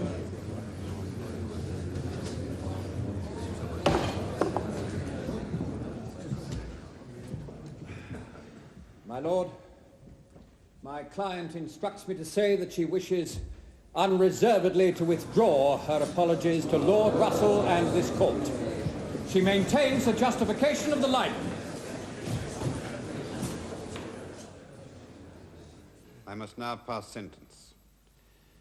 Maria Selena, Lady Scott, you have been found guilty of this most filthy and criminal libel against a blameless man.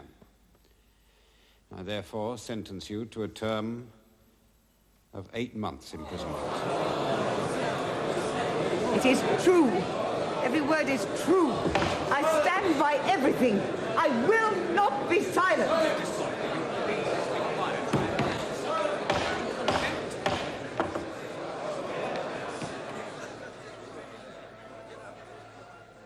You remember? I told you to be patient, and that justice would be done. I think you have been very lucky.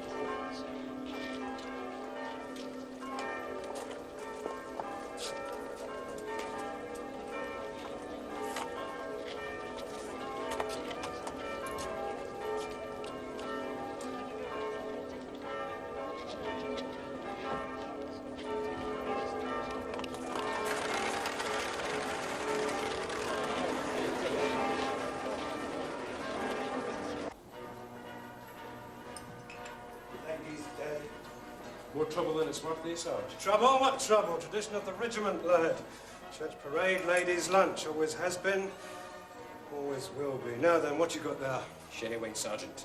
Montelado. Well done. And what do you do with that sherry wine? Offer it politely to the officers' ladies and then the officers. That's the ticket. Only got one of this, though. Oh, that's your Madeira wine, which Colonel says is a liquor fit for whores, not ladies. How will we know which is which? Here we go, lad.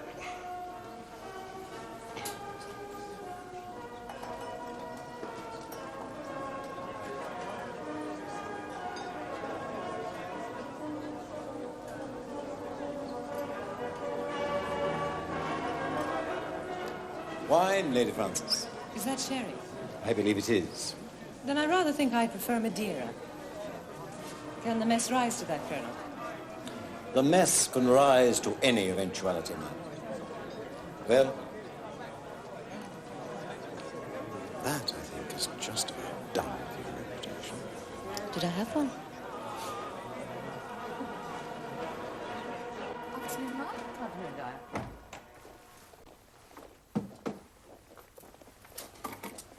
Not changing? Not yet. 3:30? Really? Thank you. You won't want to have your tea in that frock. James, if it pleases me, I will have my tea, my dinner, my supper, and my breakfast in this frock. I like this frock. Yes? I'm changing anyway. Thank God somebody in this household observes the decencies. As you say, we'll see you at tea.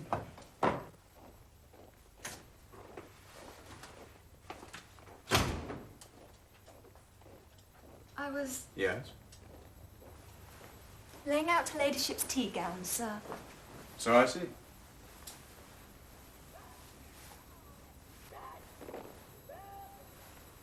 Excuse me, sir.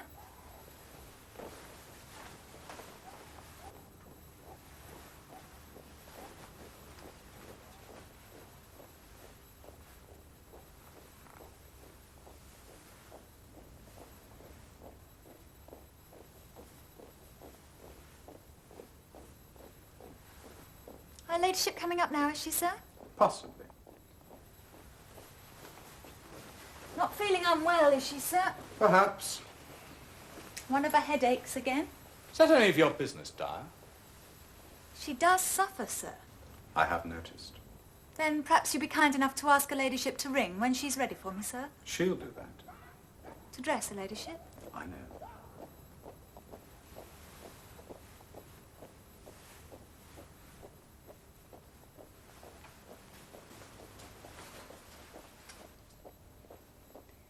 Excuse me, sir. For what, Dyer? I can't get past. No more you can. I need to dress too. I'm not in my lady's bedroom. Your dressing room's through. Why, so it is. Trouble is, only my confounded servant understands uniforms. He, of course, isn't here. And these damned clips. May I try, sir? Though I can't say as I know about gentlemen's jackets.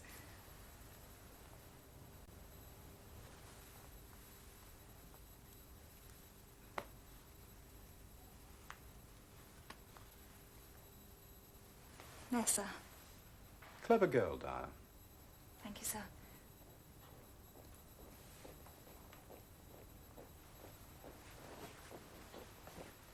I presume that you do have a Christian name.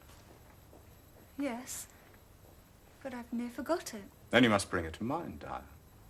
They called me Annie. Annie. Did they now? That's right. Her ladyship will call if she wants you. Dyer. Very good, sir. They've done well. Not sure. Oh, change. That paper was filthy, Edward. It had to go. If it makes you happy. It's lighter. It's much lighter. Morning. Good morning, sir. Or I get a workman in to hang these. No, I could You most certainly my could hand. not.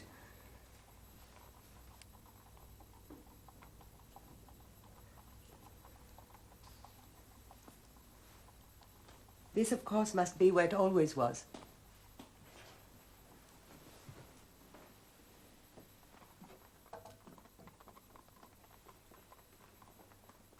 There, wasn't it? Whatever you like. So long as you promise to put one of me on the other side. I have some books here, papers. In the drawers.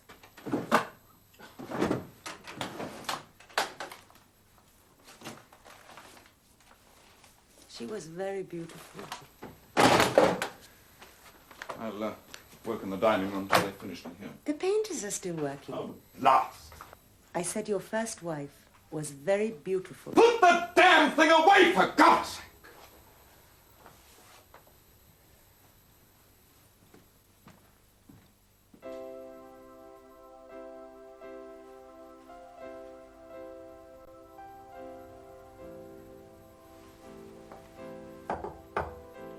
Yes.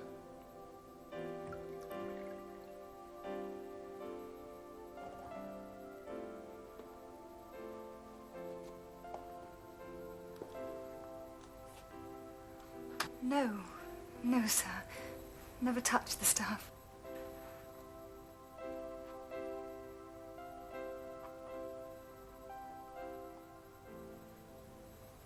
do you want of me, sir? What? These weeks. Looking at me. Since you came. We've both got eyes in our heads. Yes? No. No. I'll do you no harm. I swear it. Harm would be done, though, wouldn't it?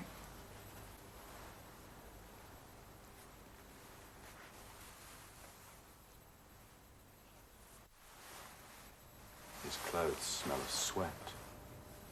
Work. I'll buy you some scent. God, don't. Don't. No harm.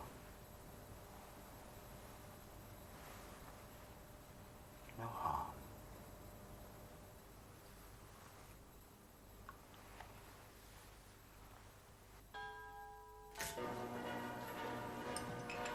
Ladies' Day.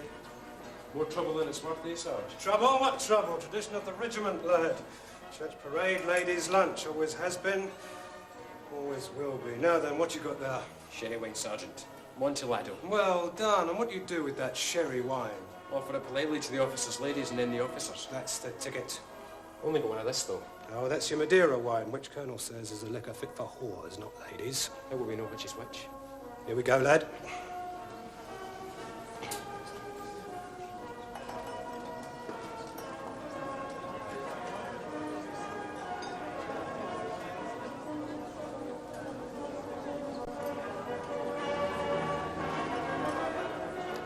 Wine, Lady Frances? Is that sherry? I believe it is.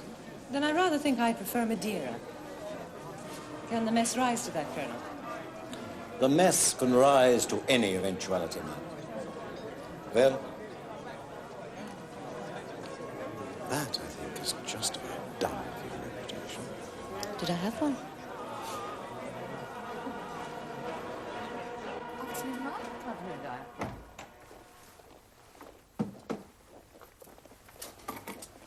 Not changing. Not yet. 3:30. Really? Thank you. You won't want to have your tea in that frock. James, if it pleases me, I will have my tea, my dinner, my supper, and my breakfast in this frock. I like this frock. Yes? I'm changing anyway. Thank God somebody in this household observes the decencies. As you say, we'll see you at tea.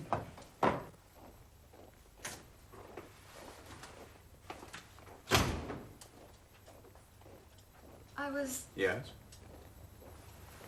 laying out her ladyship's tea gown, sir. So I see.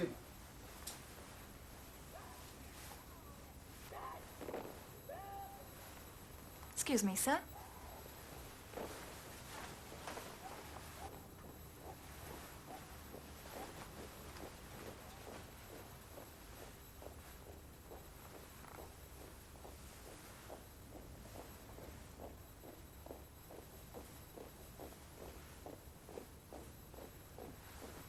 Her ladyship coming up now, is she, sir? Possibly. Not feeling unwell, is she, sir? Perhaps. One of her headaches again? Is that any of your business, Dyer? She does suffer, sir. I have noticed. Then perhaps you'd be kind enough to ask her ladyship to ring when she's ready for me, sir. She'll do that. To dress her ladyship. I know.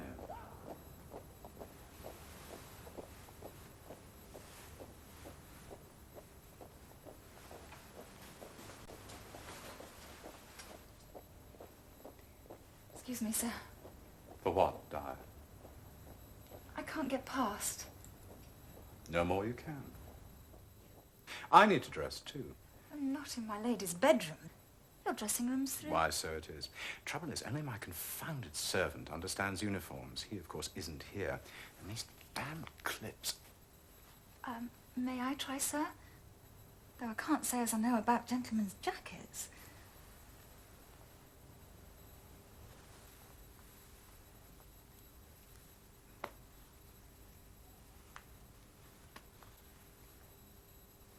There, sir. Clever girl, Dyer. Thank you, sir.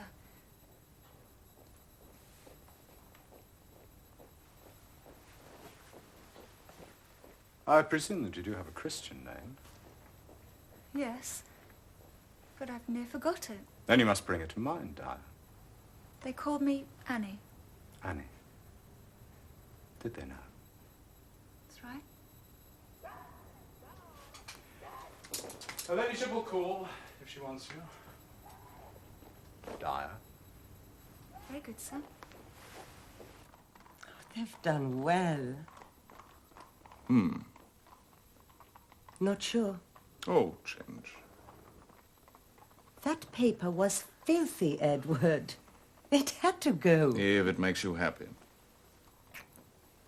It's lighter. It's much lighter. Morning. Good morning, sir. Or I get a workman in to hang these. No, I could You most certainly my could hand. not.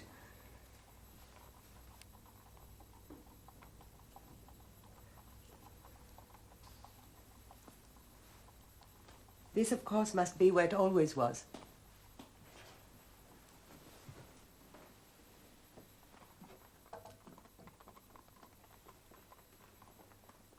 There, wasn't it? Whatever you like. So long as you promise to put one of me on the other side. I have some books here, papers. In the drawers.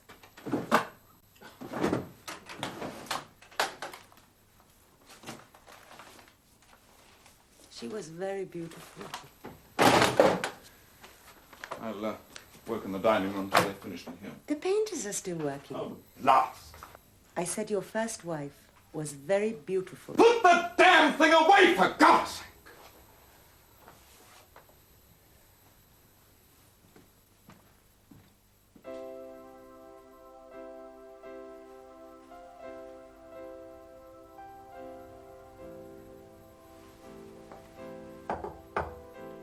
Yes.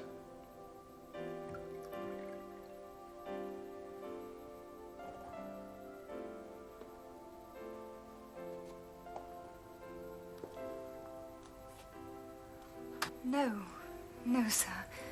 Never touched the stuff.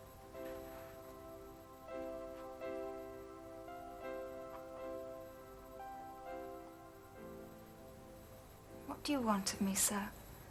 What? These weeks. Looking at me. Since you came. We've both got eyes in our heads. Yes? No. I'll do you no harm. I swear it. Harm would be done, though, wouldn't it?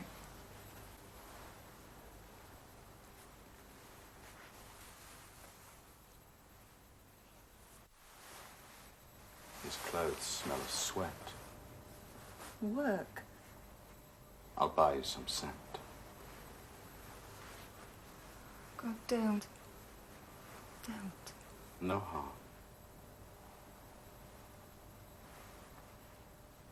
No harm.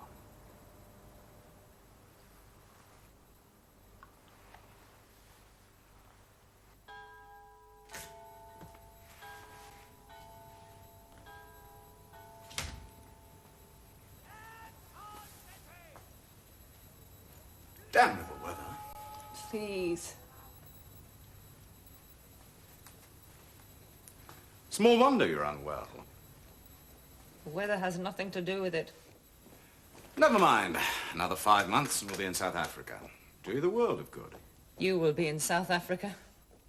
I'm sorry. I'm not coming with you. I see.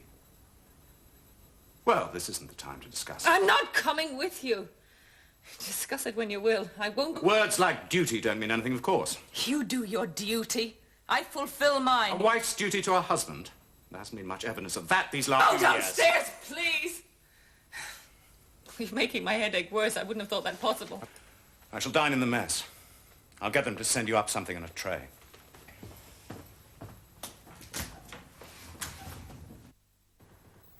Just this length here, my lady.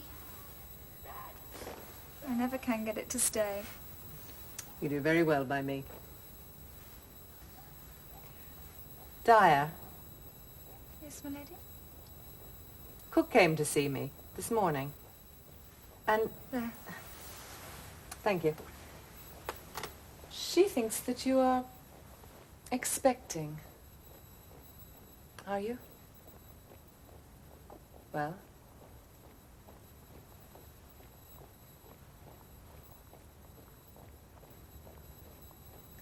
How many months?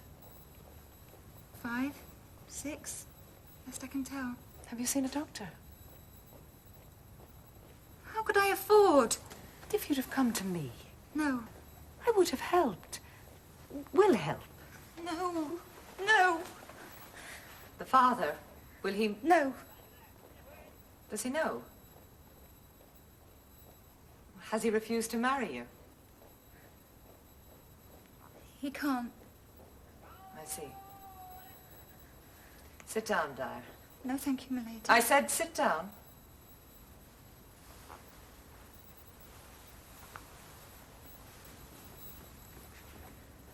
I'll have my traps packed by dinner time.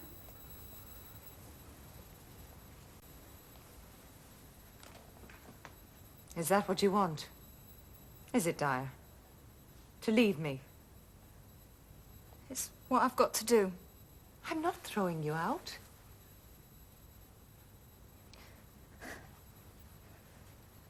Your ladyship's always been very good to me. Oh, well then.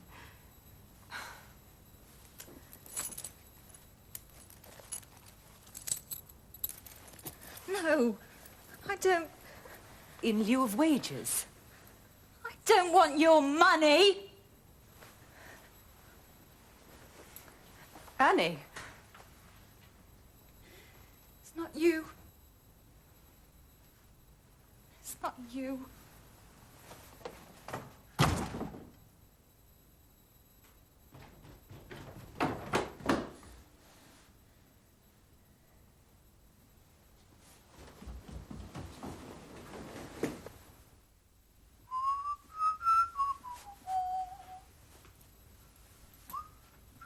Thinking of Cape Town, James? Thinking that it's a hell of a way. I know that much. Indeed it is.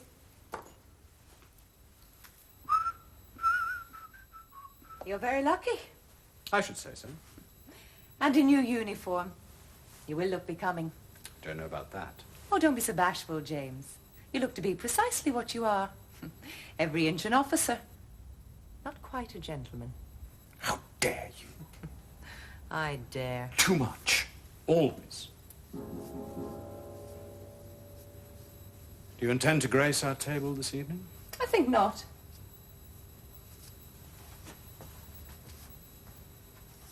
Dyer's left my service. Dyer? Don't you remember? She's going to have your child. Sit down, James. You're in danger of looking ridiculous. She's lying. James, please, will you try just once to behave as you should? How do you expect me to behave? How? I'm accused. You're accused of nothing. She behaves better than you. Then what is this all about? Would you mind telling me? Not in the slightest. It's about my piecing together this and this and this. To make that. I don't understand you. The whisperings outside my door. And you thought I was asleep. Scuffles. Half-heard cries. Broken glances. And a stupid, self-regarding smugness. Why do you hate me so much? You've betrayed me. Us. Me. You married me. That was my mistake. Now you've made yours. The question is what to do. There is nothing for me to do. You never fail to live down to my expectations.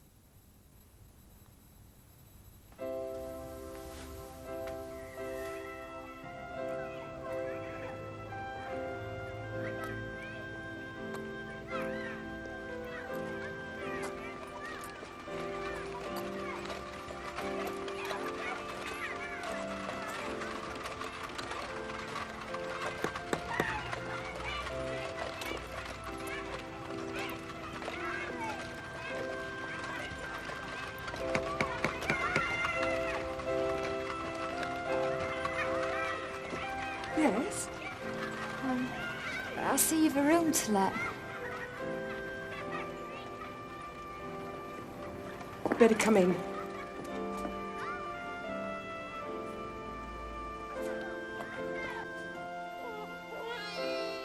And how is the new mother this morning? I was wondering Yes? if I could have a drop of hot water to see to baby. Well, we was hoping for a warm-up for the teapot. Doesn't matter. Oh, I've had enough tea, Mrs. Favell, I have really. Baby's princess, and must have what she calls for. Better put a drop of cold in first. I was going to. That's right. Dare say you'll be thinking about getting back to work. Yes. Safe enough. Everything inside will have gone back to where it belongs now. A good pair of corsets, night and day, that's the thing. Support. It's your back more than anything. Elbow in it. Elbow. I know. I went through agony. Corsetry's the only answer. I swore by mine. Don't like leaving her. Well, that's as it should be. But needs must, my girl. And there's one or two nice women round here takes babies in. Well, look at the old queen. That's right. I like to think she ever saw one of her babies. I'm not asking. No, I wouldn't. But there is your rent to pay. Yes. I'll tell him then. At the laundry. If you went back Monday.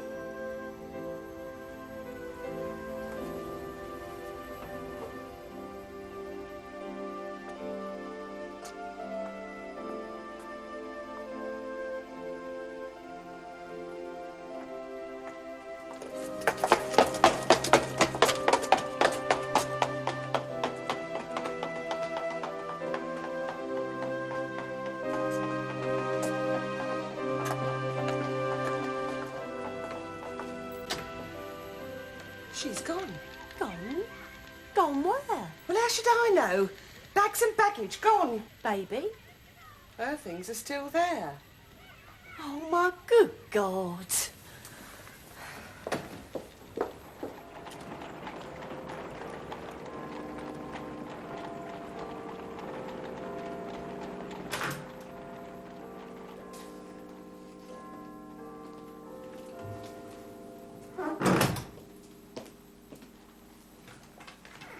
Ah, Lady Frances.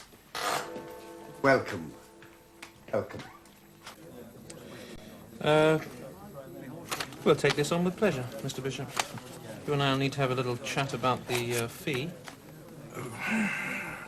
Won't go above 200, Mr. Bowker. 250 is what it's worth to my gentleman. And your client? 230. 235. I'll have a word with Mr. Newton. Yes. I'm afraid this is a case we can't take on. This is a straightforward enough case. Murder of a baby, what's in that? Don't you know? No. Can't touch it. Well, my principal is most insistent on Mr. Marshall Hall. No. Not this. Nor any like it. Ever. Care to explain why, Mr. Bowker? I think I'm owed that. His first wife, Ethel Marshall Hall. She was... well, she was an extraordinary lady, Mr. Bishop. So I understand. They had met first when they were both very young. He proposed marriage, and she rejected him then.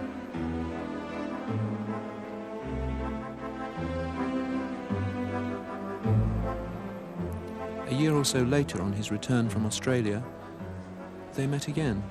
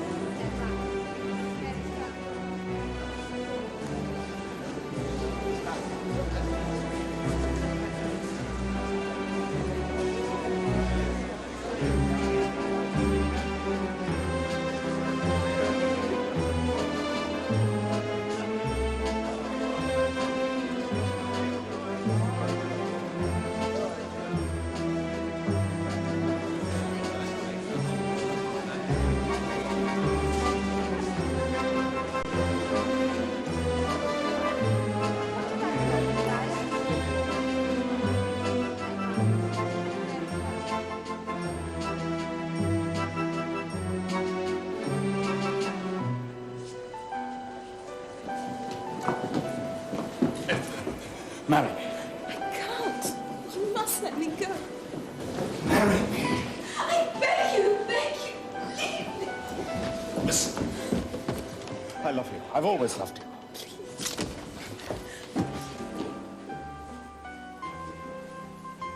Listen.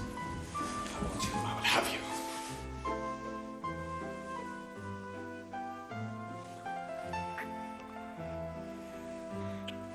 Marry me.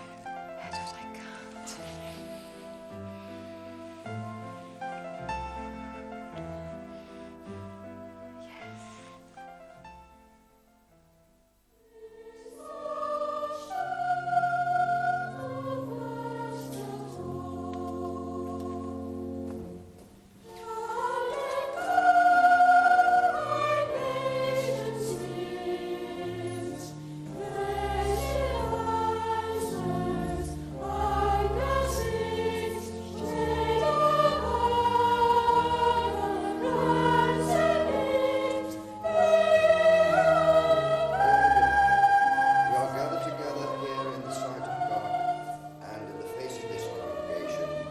Join together this man and this woman in holy matrimony.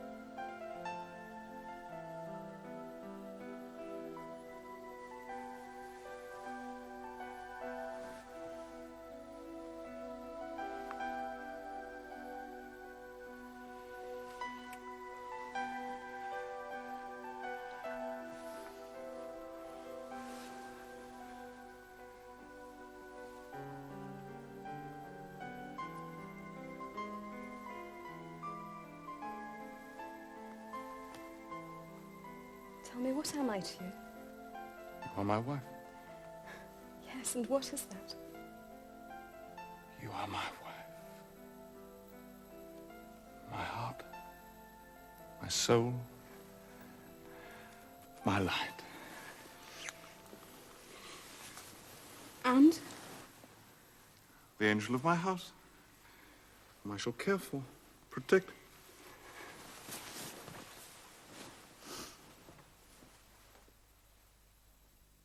I do not love you. I have never loved you.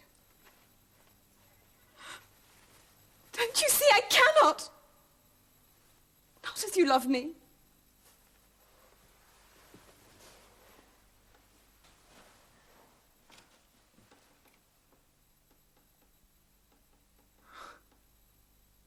Dear God in heaven.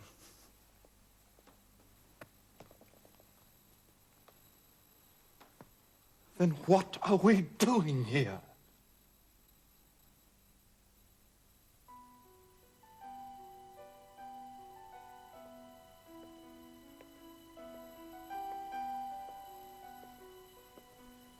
Is this to be our life? Your life. Well, you wanted it. Now make what you can of it, as I shall of mine. She begged him to let her go, and at last he agreed. She took up with a certain de Pontier. He found them lodgings. I know you. Ma Grant. That's what you're called. And I know you, Captain. Don't promote me. Seems to me like you've been promoting yourself, my boy.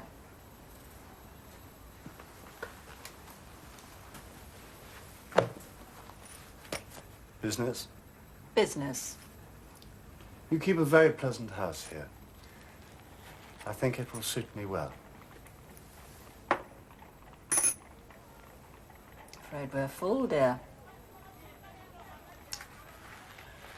Not even a little corner? Now, Captain, talk sense. What sort of a reputation would I get once word went round that It won't. I promise you. Every month, the same. 3 weeks on the dot. Done.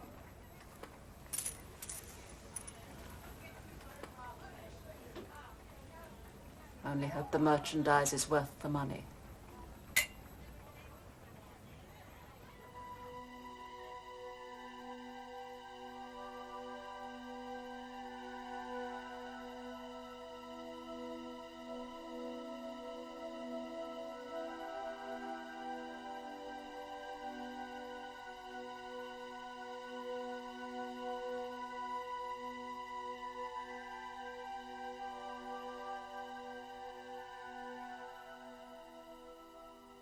So come on then, when was your last show?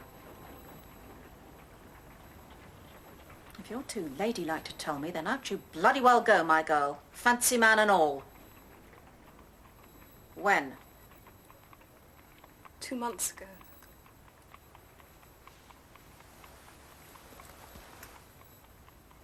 Well, that's it then. Right up the bloody spout now and no mistake. Silly little fool, why didn't you take care? So what are you going to do? Help me. Please. Send in, soldier boy.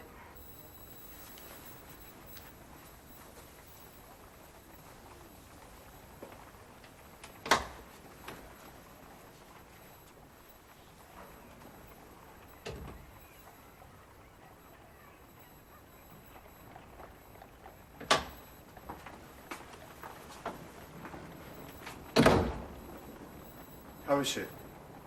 Pregnant. That's how she is. Well? This just about finishes my career, doesn't it? I shall have to send in my papers. What's that supposed to mean? Resign my commission. Leave the army. God, England trembles. And live on what? You and her. The money that fool of a husband gives her? That's nice. Very gentlemanly, that is. Unless Unless what? something's arranged.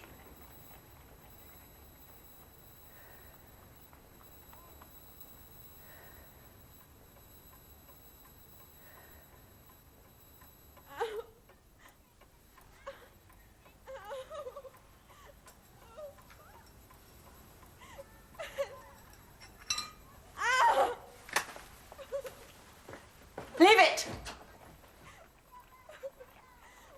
Leave it.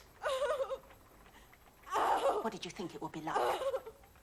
Take this powder, dearie, with a nice cup of tea, and you'll be as right as rain in the morning. You men.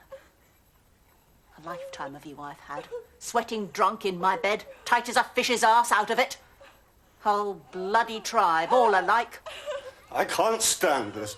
Poor old you. Then find some other way. I'm doing no good here.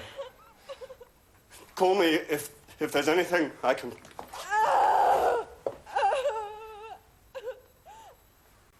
Sit down.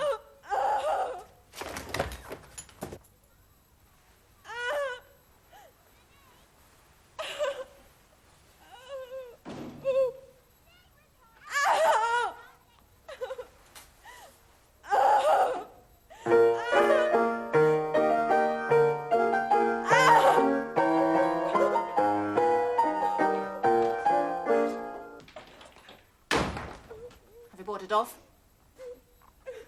Where's the man? Being sick. I need a drink. Give her some. Might shut her up. And try again. Nothing more I can do. Except... Except what? corrosive mercury injected. I don't know. She's come this far. Do whatever? You're sure? Yes.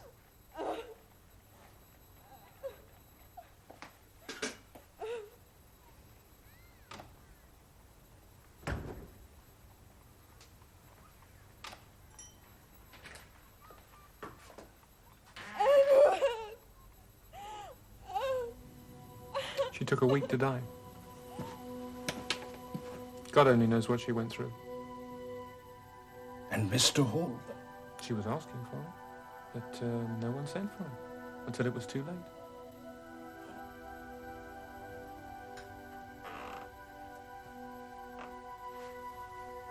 Mr. Hall?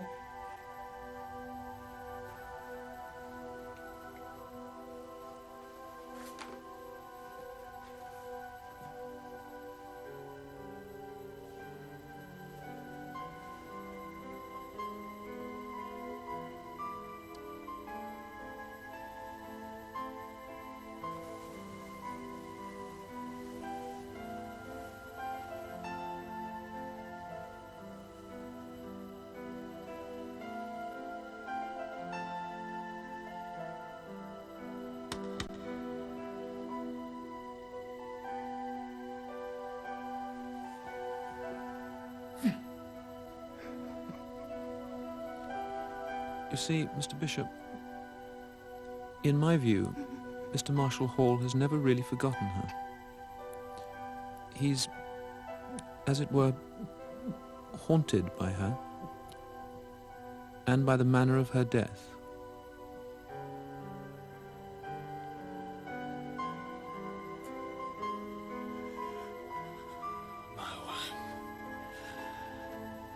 Oh, my wife.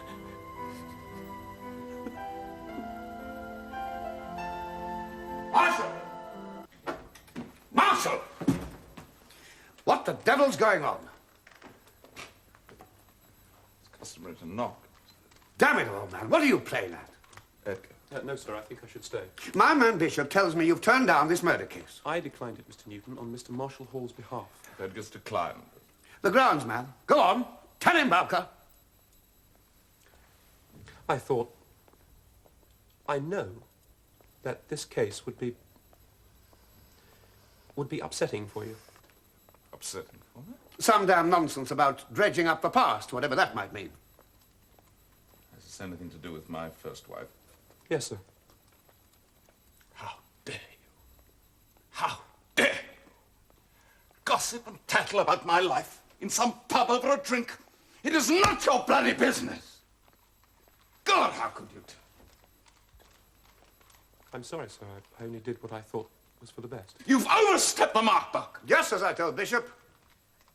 It was all years ago, I said. Dead and buried. Men change, Bowker. Memories fade. All that's over. Long since, yes? I do not want to discuss it. Married again, happy. I do not discuss it. And I want no nonsense about resigning either. Out, go on. Yes, sir. Give me the brief. Here. An illegitimate baby. Suffocated. Mother is accused of smothering her. Body was found in a box by the police.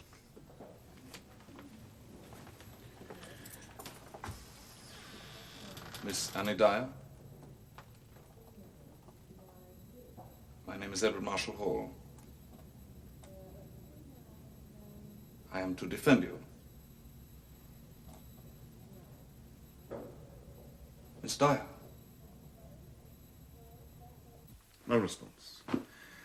Not for anything I say, anything I ask, nothing. No life, no longing for life.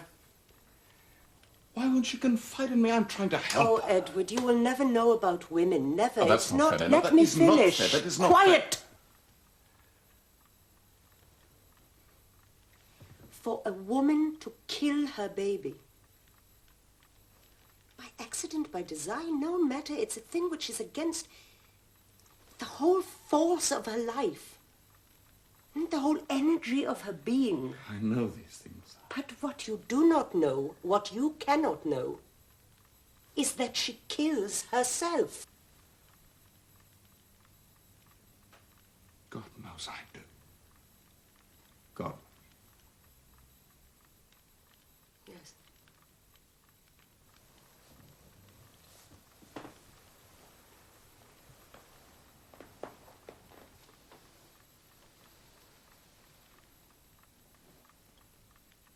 Yes, I'm sorry.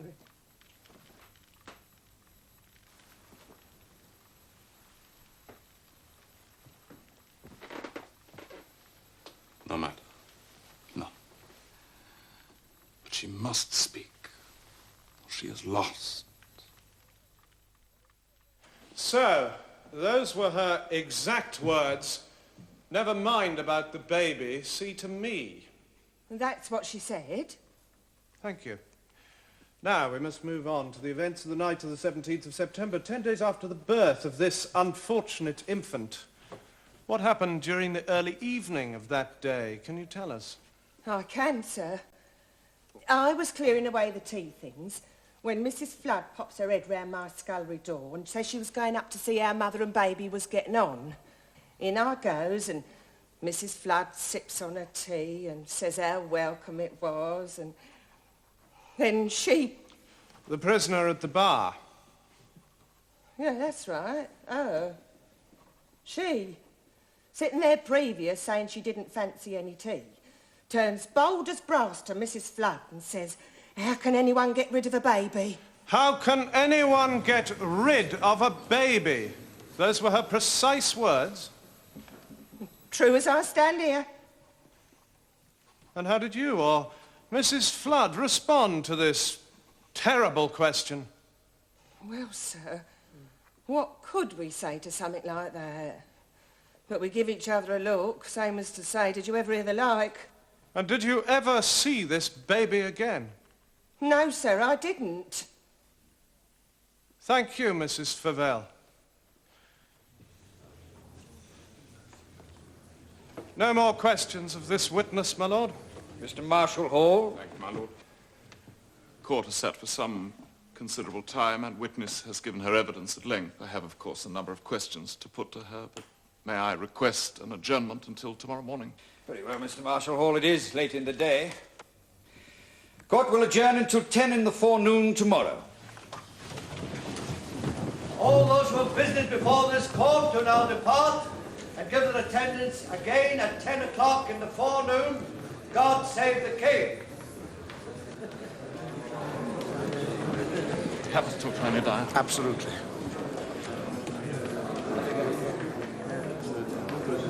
I need your help in this. You must tell me. Did you ask those women to help you kill your child?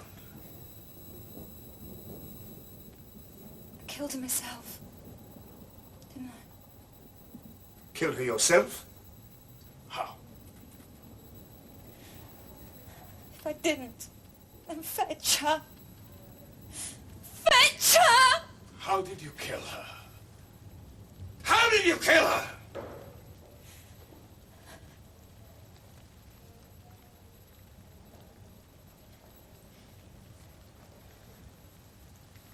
When they hang me, will it be quick? Will it?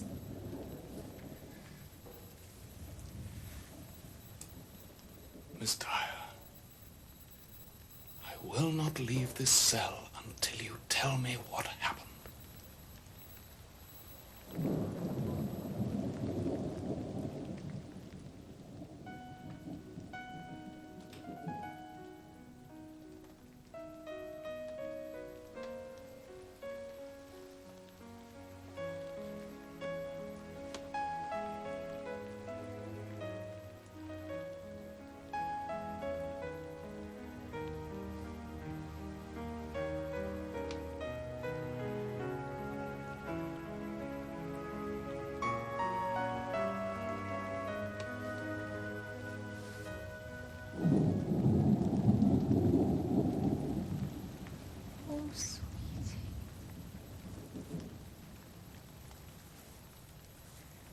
Mummy's here.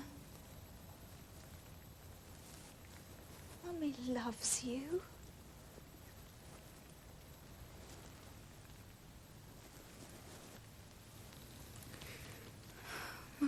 holds you so tight. Sleep.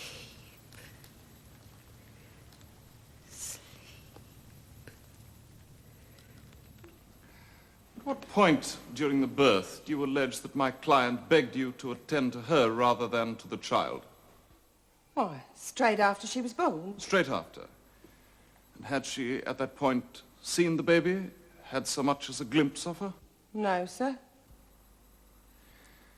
And was Miss Dyer, at the time she said those words, in pain?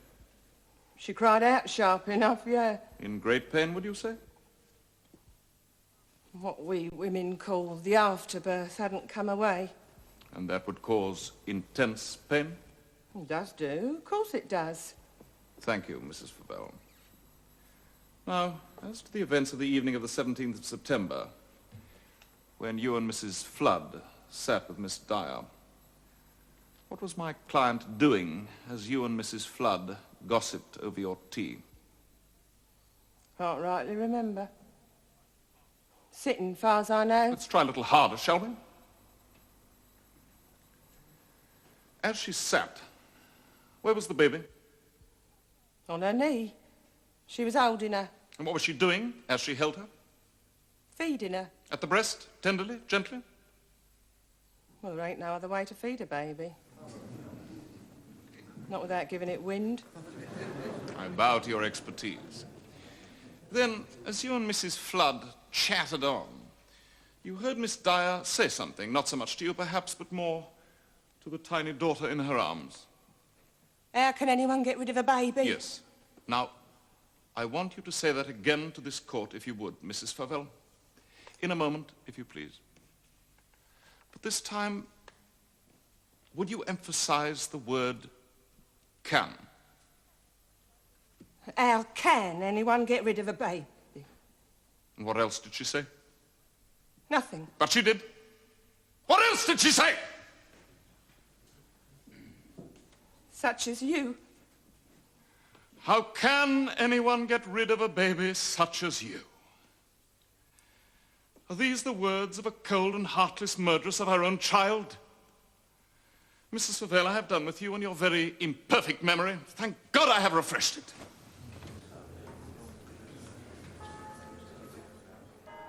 Inspector Upfold, after suspicions were aroused from information given, you traced and interviewed the prisoner. I did. And what transpired at this interview? The sister, Mrs. Blackett, by her own request, was present throughout. I asked Miss Dyer if I could have sight of her recently born child. Mrs. Blackett expressed considerable surprise at this. She turned to Miss Dyer and she said, "Baby, you never told me about no baby, you dirty little slut." Evidence is admitted and uncontested. Thank you. Pray proceed, Inspector. At which point Miss Dyer became considerably distressed and said, "I will tell you the truth, I killed it. I did not know what to do with it. I put it in a box. You will find it there." She then went on to describe the location of the said box and the infant child. I thereupon charged her with the willful murder of her child, cautioning her in the proper manner. Thank you, Inspector. No further questions, my lord. Mr. Hall. Thank you, my lord. I should like to begin at the end of your statement, if I may, Inspector. You have told the court that you charged my client with the willful murder of her child. That is correct. And what did my client say to this charge? She admitted it. Admitted to willful murder? Yes, sir. I wonder if I might trouble you to consult that very reliable notebook of yours once more. And beware, Inspector, I can call witness to your words. Now, from that oracular volume, would you read to the court once more the precise charge which you laid against my client?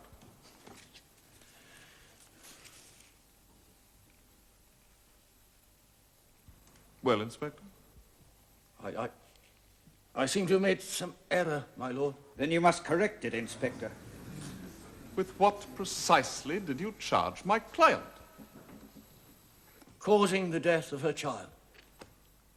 Causing the death of her child. And it was to this charge that my client confessed? Yes, sir. There is, of course, all the difference in the world between willful murder and causing death. Yes. There is a great gulf between intent and execution and accident and tragedy. Is there not? Well, there may be. Yes or no, ma'am? Yes. Yes. Yes. Now, Inspector, I want to bring to your mind the statement which my client made to you at the time of her arrest. Now, I want you to read it to us once more, but this time I would like you to arrange your punctuation rather differently. Give us the first sentence, pause, then make the middle sentence go with the last. Oh, try it, ma'am, try it. I killed it. I didn't know what to do with it. I put it in a box. I wrote down what she said. But you did not write down how she said it. And that makes all the difference between life and death.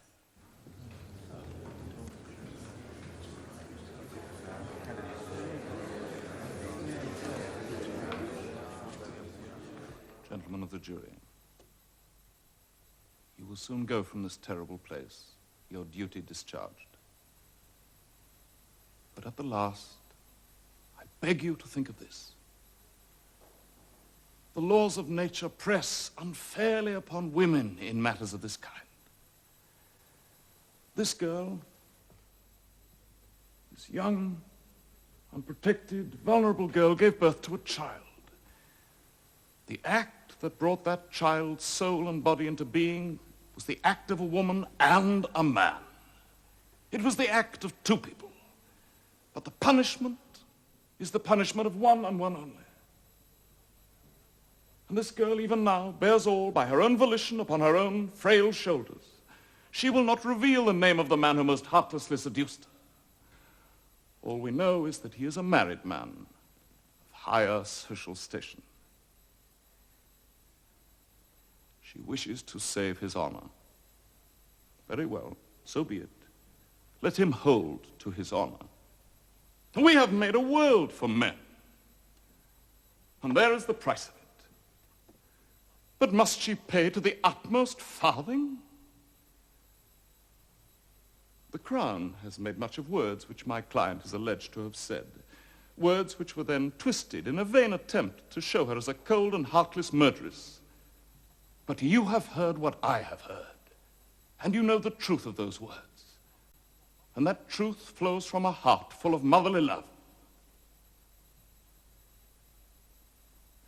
And when, at the terrible, tragic end of this tale, abandoned, exhausted by poverty and despair, when in her troubled sleep she overlaid that child, and in the endless nightmares of her dreams, pressed the life from that tiny body,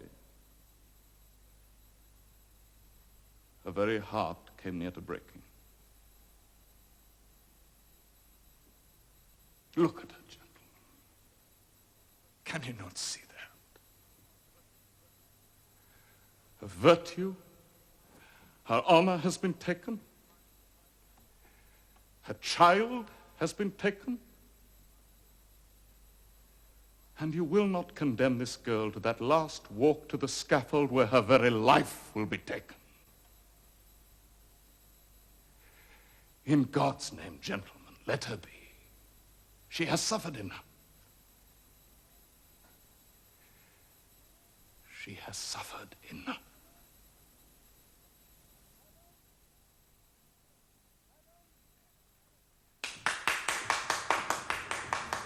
Madam! Madam!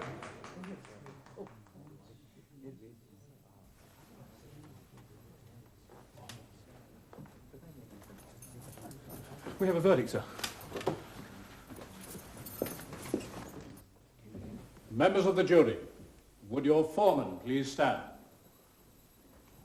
You wish to give your verdict now? We do, my lord. Very well, then. Please answer this question, yes or no. Have you reached a verdict upon which you are all agreed? Yes. Do you find the prisoner at the bar guilty or not guilty as charged? Not guilty.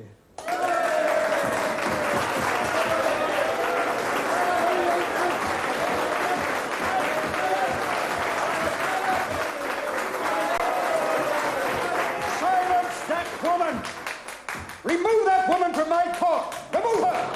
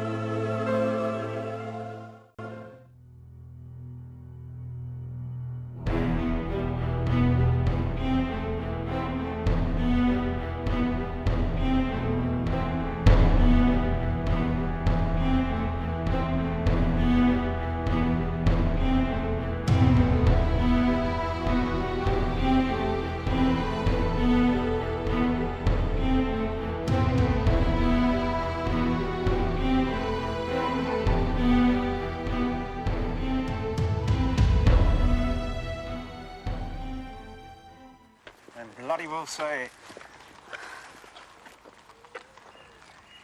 My poor, dear husband gave all that we had, our life, our future, for his queen and country. Our boys, our brave boys. Go on. And he was the bravest. The bravest of the brave. I'm sure he was. Our dear son. Oh, I didn't... Not even in battle. Enteric fever, they said.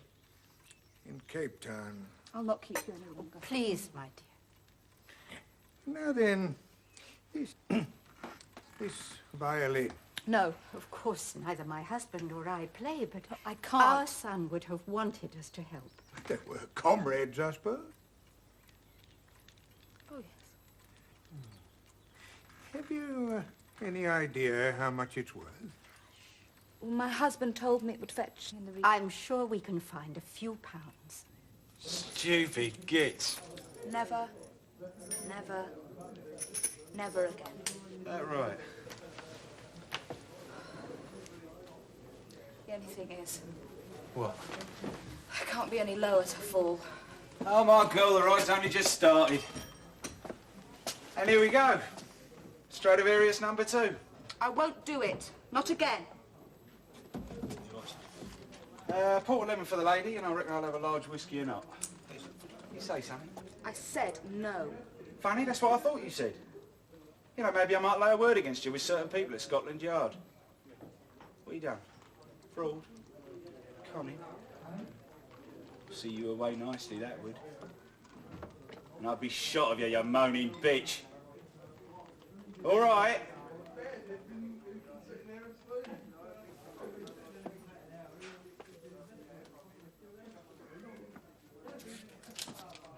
Here's the address.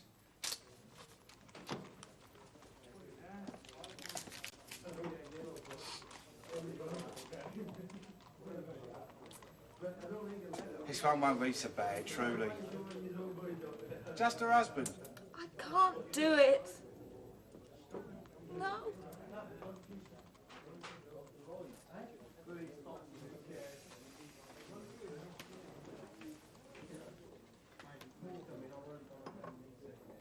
Bit ago I said something.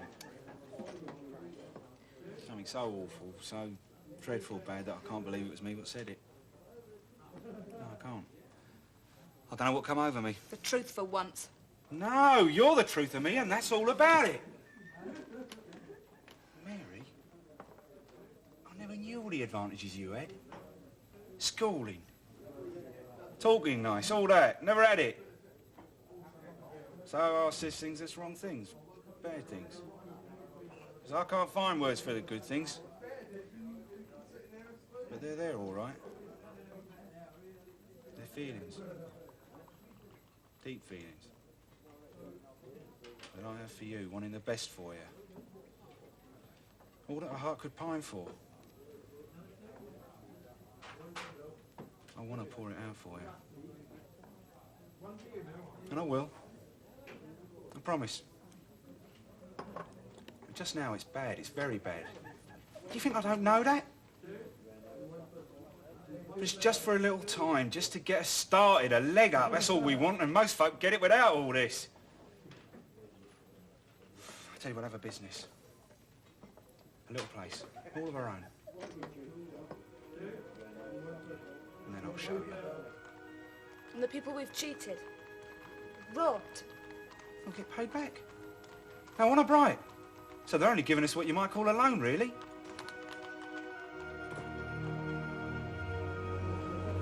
You got any best bubbly?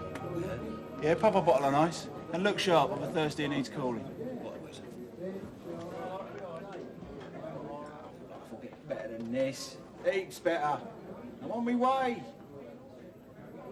No one stops me. No one. Enjoy your champagne, Bertie. Relish it. Drink to your future.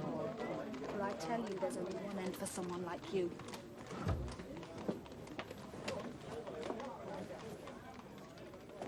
Oh, and when you come home, don't wake me.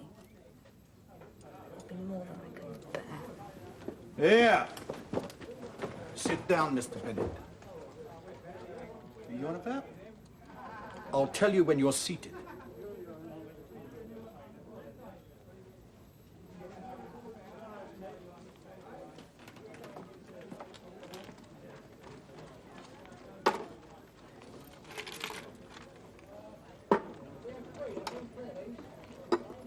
A singularly poor label. That will more than suffice. So you may keep any change. Please. And waiter. There'll be another sovereign for you if we are left undisturbed. Leave it to me, sir. What's going on here? The lady you were with None of your business. is, of course, your wife. You want to make something of it? But you do, don't you, Mr. Bennett? Then she has been the wife of so many. All heroes, all dead. You a copper or something? Do the police buy champagne for criminals? I'm no criminal. The bottle delivers all that the label promises. A near neighbor of mine, Mrs. Merridew, she bought a violin from your wife. I made some inquiries, and so far I have traced 7 violins. How many more are there? If you're thinking of trying to blackmail Caper. I don't squat in your gutter, Mr. Bennett. So I ain't putting up with this. Yes, you will. Or I'll go to the nearest police station.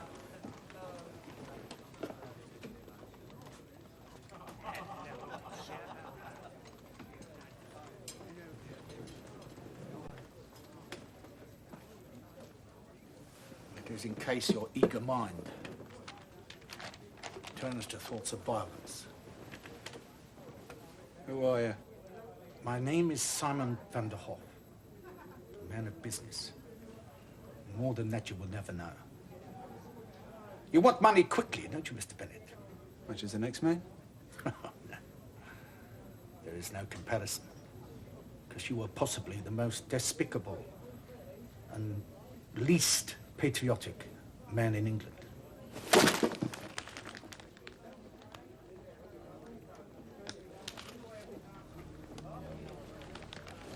Your country is fighting a war. What is that to you? Meat on which you feed? What's politics ever done for me? What does honor? Now, I have a proposition for you.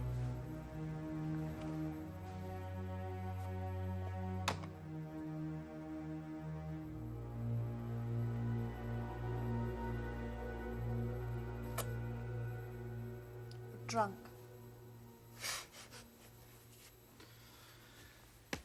Oh, drunk. Drunk. I don't want you in my bed. Not in that state. You'd want me in your bed if I was drunk. Drunk as a rolling fart. You know, that's your trouble, my girl. You're always wanting a bit of fun. I mean, you fair wears a fellow out, you know? Disgusting. That's what I mean.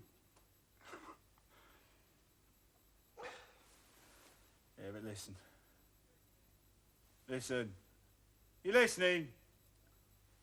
You're not going to be disgusted at what I've got to tell you. Not disgusted at all.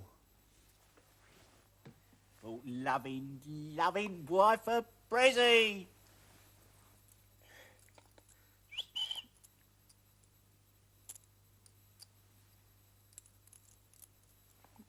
And there's lots more. Lots and lots. Where'd that come from?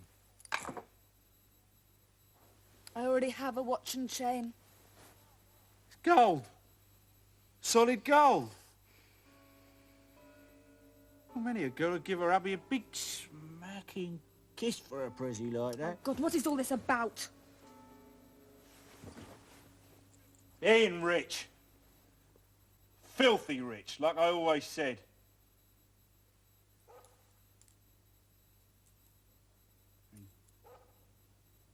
And going to...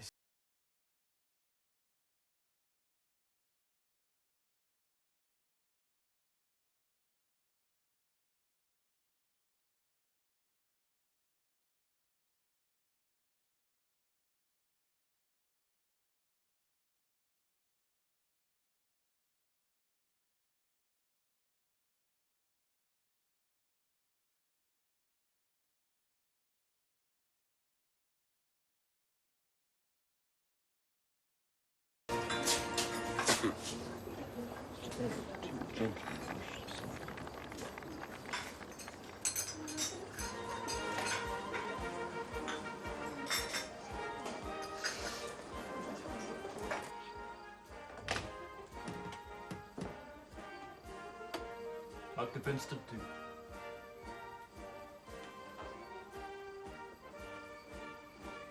You are Mr. Bennett? What? Sit.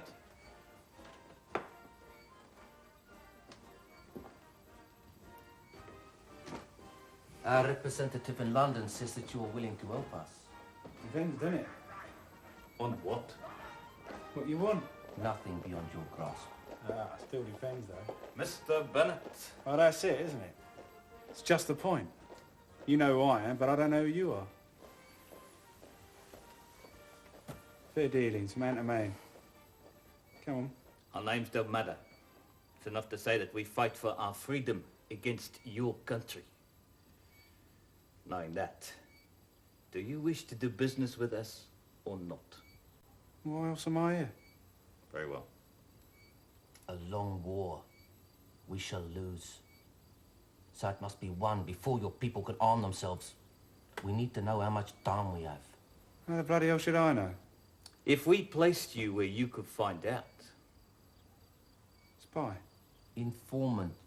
Well-paid informant for the rest of your life. How well paid?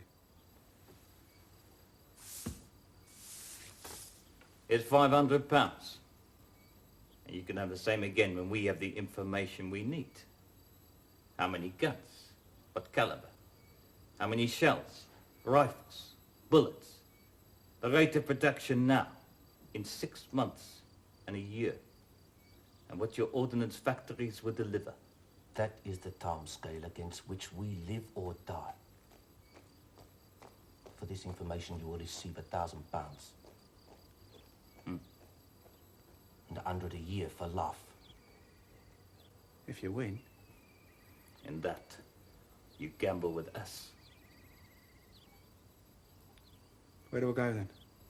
Woolwich Arsenal. Woolwich Arsenal?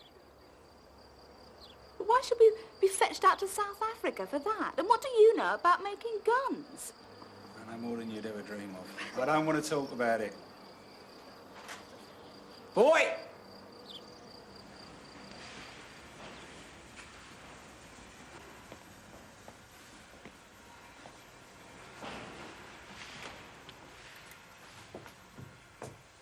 Working late?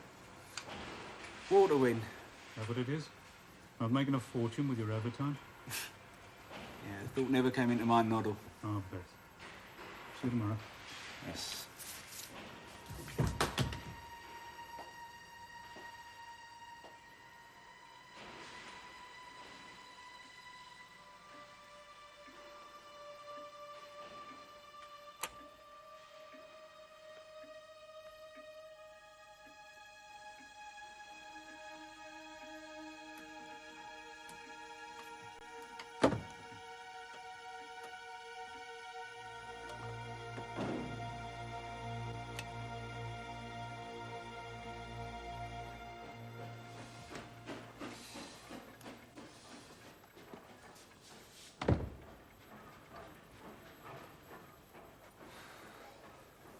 Trains get worse, I swear they do.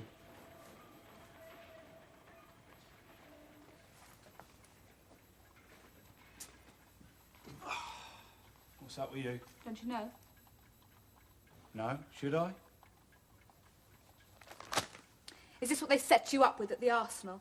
Is that what clerks have these days? You silly cow. You'd no right going through my things. Oh, God, what's that got to do with it? It's everything to do with it. Then I'll keep you. Then I'll keep you well. Blood money. Spies' money we don't want. You spend it fast enough. Well, don't you just? Clothes, you got enough for a bleeding duchess. You buy, I sell. Secrets. I'll turn it up. I want to know what's going on. I have a right. Right? Oh, have you? Right? Oh, what the bloody hell do you think's going on? You know how much I get paid? Oh, bloody well, you know. 35 shilling a week. God's truth, that wouldn't keep you in knickers. I have tried not to know. Tried, you busted a gut trying, I know. It's got to stop. I won't have it. Shut it! You'll have what you get, and that's all about it. And how I get it's my business. No! Sign off, bitch! Is that what you want? Well, don't I? If you're not very careful, I shall go to the police. Oh, will you? Will you? Is that what you think? You listen, bitch. You listen while I tell you what I want. I want you dead. And unless you're careful, you bloody soon will be. Right. Here's the gun, then. Do it.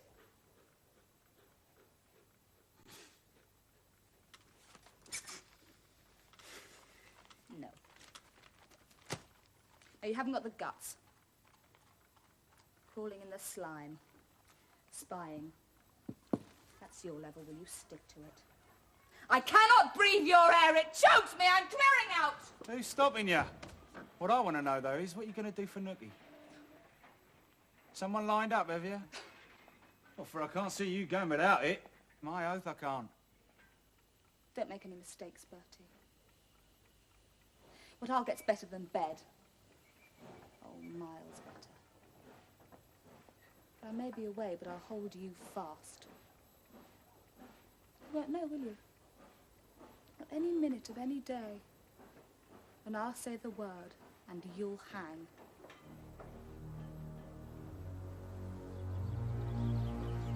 True as I stand here. You're the first girl for me, Alice. Me being so rotten shy and all. You know that. And you're the first for me, Bertie. The very first. I love you. And I want to look after you. Proper. Do you? Yeah, I do. Tell you what.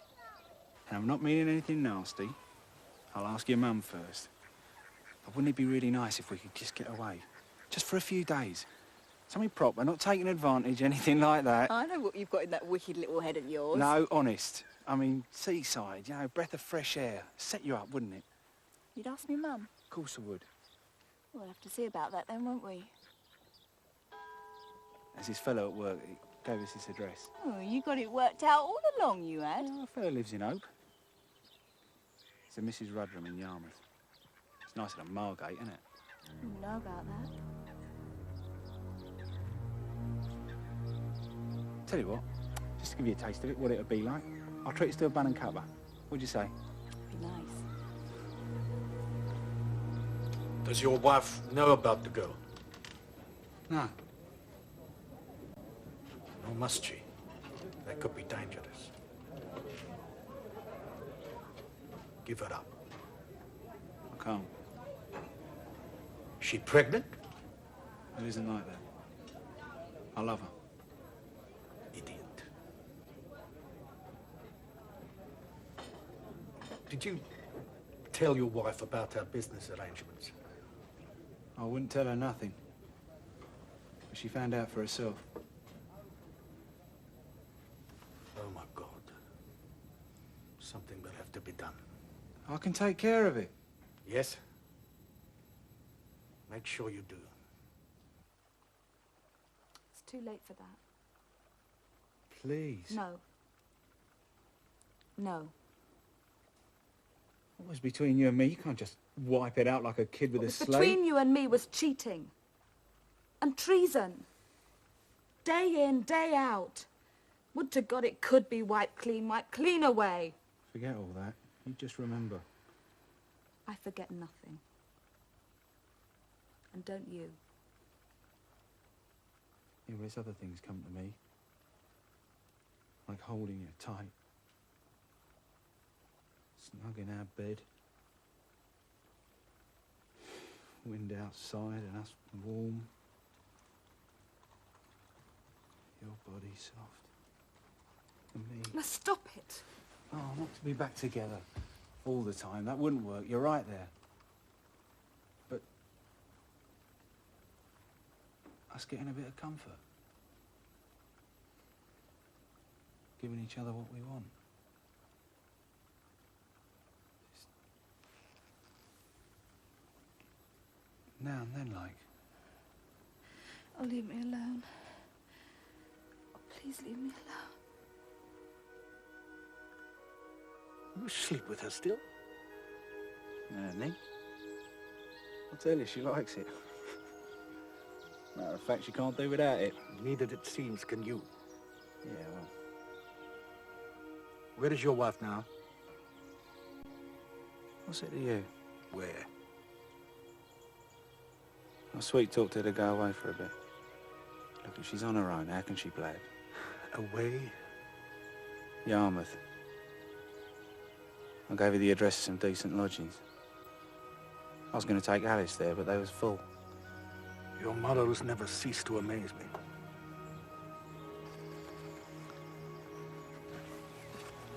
How long will your wife be in Yarmouth? As long as she liked. I saw she was all right, money, you know.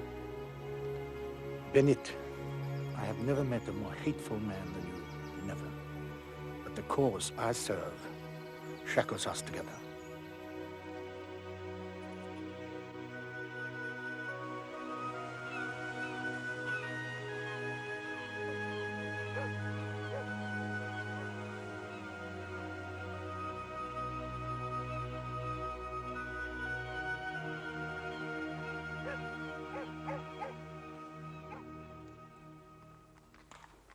He'll see you now, sir.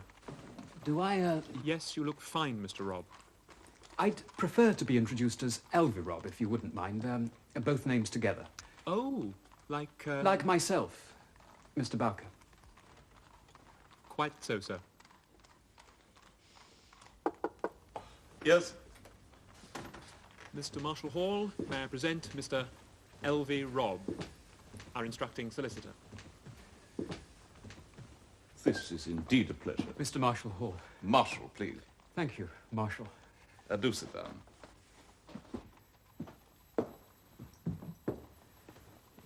You've glanced over the brief. Masterly. Excellent. I said so to Thorne here. Well, may I introduce Mr. Thorne Drury? How do you do? Damn fine brief. Our good friend Thorne, with your permission, naturally, will be my junior in this most fascinating case. Of course, of course. Well, now, Elwes, it seems we are to defend with all our might one who is without doubt a confidence trickster, a fornicator, and quite possibly a murderer. Fella deserves to hang 10 times over. Quite. Tell me, what plea would you propose? There's a terrific prejudice against him. In Yarmouth, newspapers, everyone. Yes, you did well to get the trial shifted to the Bailey. Even there. Guilty. With a strong appeal for mercy. No fight?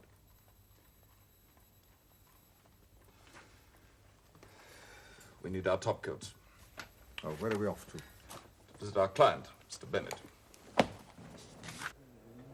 And after you and your wife had separated and you had taken up with this new girl,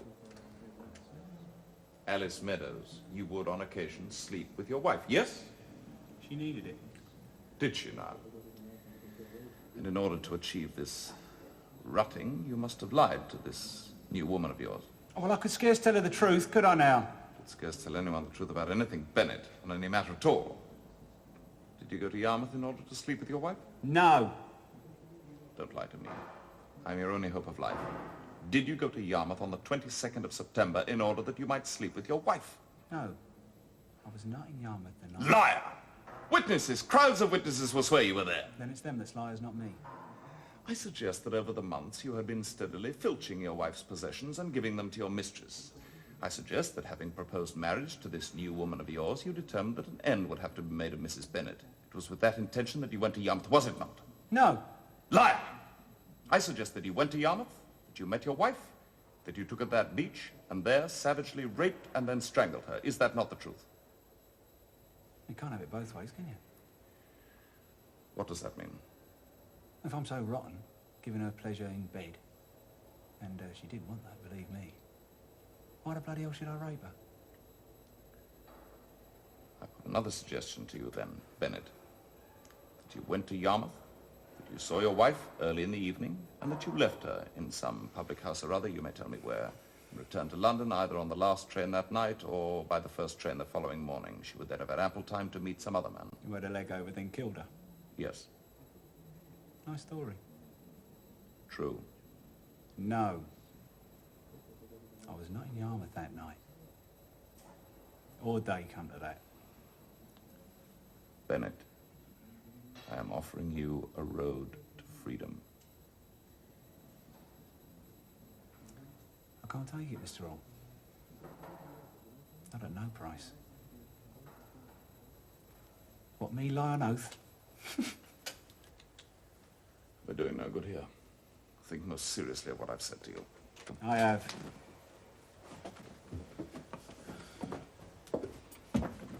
You seen them friends of mine yet? Not yet. They'll swear to where I was. They're as truthful as you? Yeah.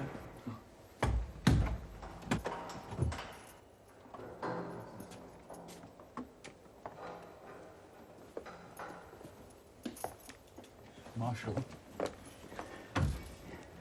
think he could quite possibly be innocent. I think he is. He didn't weaken under pressure. You never mentioned his South African trip to him. Indeed, I did not. And yet, I'm sure that the answer to this whole conundrum lies there. In my bones, I'm sure of it. A man travels to South Africa, stays only 5 days, and on his return immediately secures a job at the Royal Arsenal. Do you mean? Yes. Dear God. It's only a theory, mind. Where else does all this money come from? He spies. His wife knows he spies. She must be silenced. Not by him, but by his paymasters.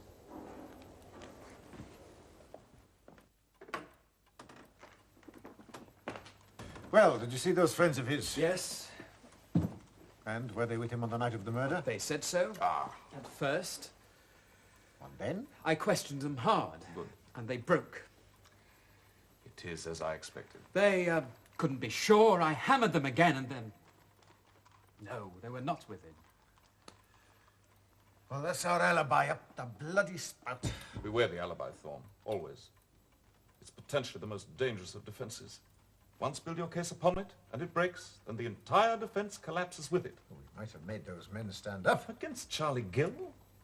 He leads for the prosecution. No match for you, though, surely. As a cross-examiner, he is deadly. Oldest, closest friend, and he frightens the living daylights out of me. Well, what then? The evidence against Bennett is entirely circumstantial. Nothing wrong with that. A good case can be made and Charlie will make it. So we attack relentlessly every prosecution witness. Elvie, I'll need all the ammunition you can find. We will make it so difficult for the Crown to discharge their burden that, God willing, they'll collapse under the weight of it. That's it? That's it. No. What else? Put Bennett in the witness box. Let him give evidence. No. He convinced us. We've 2 days. Let's not waste them.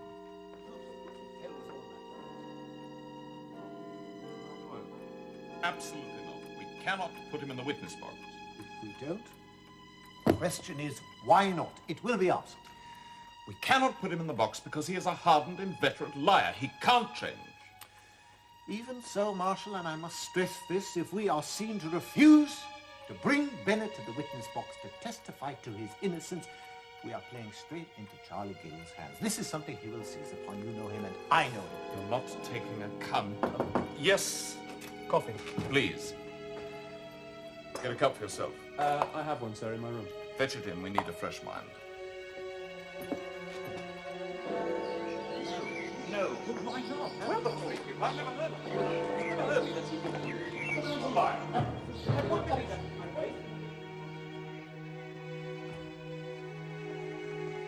Morning, Bowker. And a very good morning to you, sir. Marshal in yet? Mr. Marshall Hall has not yet been home. What, since last night? No, sir. Lord! Oh, no, not yet, Mr. Drury. He's got someone with him. What to do with the case? Yes, sir. His jeweller. His what?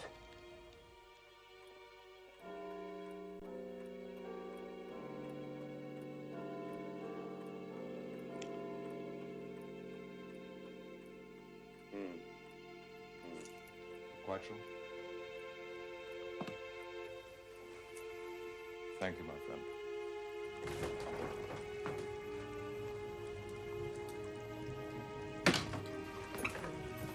Where the devil's Marshal? Here, Mr. Drury. Where here? In the cloakroom, sir. Morning, Mr. Gill. Morning, Edgar. Drury. Morning to you. Marshal. Coffee, Leslie. Don't either of you know what a case of this sort costs him?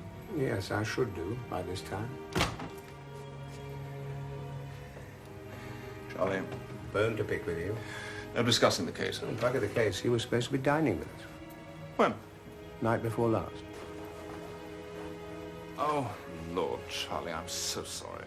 Played the devil with my wife's bridge tables. I clean forgot. So I'm fining you. 6 of drinkable claret. Will be with us a week on Tuesday. Thanks very much, Mr. Gill. Note that, Edgar. Have done, sir.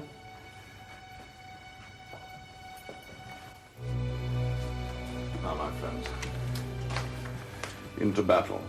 Here, Mr. Drury, you take these. Off you go, sir. I've got all your other things.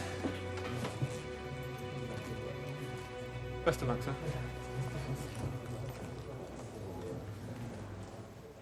Gentlemen of the jury, the facts in this case are very straightforward, and the Crown will attempt to lay them down as clearly as it can. That done, I feel that your minds will be drawn to one overwhelming conclusion, and that is that the prisoner you see arraigned before you did, on the night of the 22nd of September last, on the shore at Yarmouth, most cruelly sexually assault and murder his wife by strangulation. What then are these facts?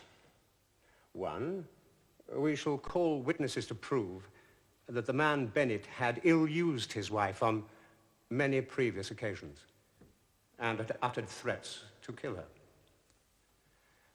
Two, he became infatuated with a young woman, one Alice Meadows, and has, as a matter of fact, asked her to marry him. These facts alone prove beyond a peradventure both motive and intention. Witnesses will swear before you that Bennett was in Yarmouth on the night of the murder. Witnesses will swear to you that Bennett lied and lied again after the murder was discovered. And evidence will be shown to you in the shape of a photograph taken of the late Mrs. Bennett on the very seashore at Yarmouth where she was soon to meet her terrible end, showing her wearing a gold watch and chain. A watch and chain that was not on her body when it was discovered. A watch and chain that was not amongst her things in her lodging house. A watch and chain that was discovered in the possession of the prisoner at the time of his arrest. And that, gentlemen, is enough to hang him.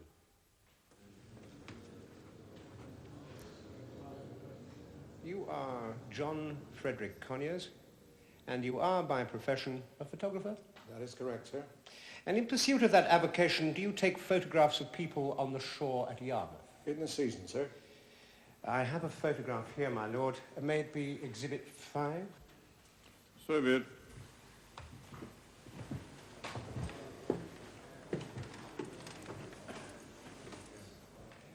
Do you recognize this photograph? Yes, sir, it's one of mine. I took it of the lady. When was that? I have to date all my plates, sir, so I can tell you precise. It says here it was September 20th last. Would you be kind enough to pass Mr. Conyers Exhibit 1, please?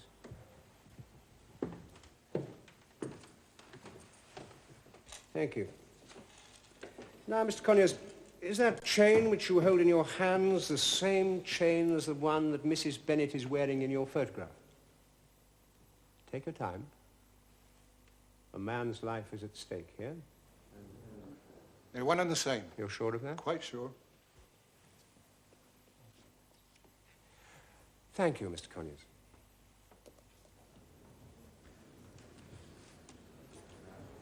Marshall Hall.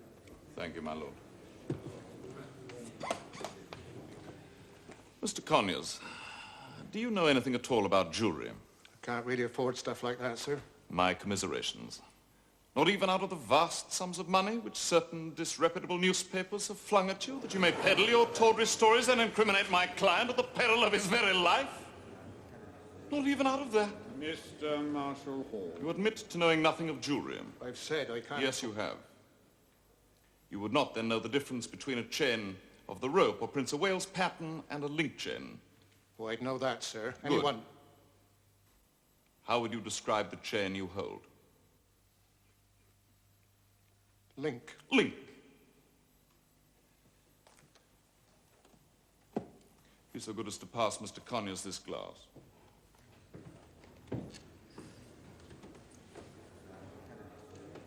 Examine your photograph once more, if you please, through the glass. How would you describe the chain which Mrs. Bennett is wearing as you see it through that?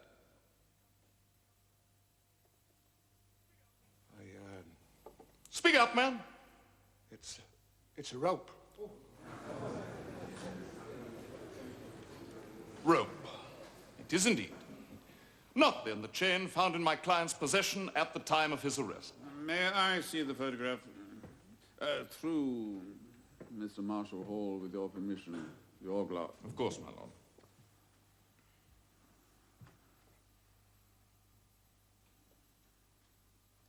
Seems to me to be very blurred.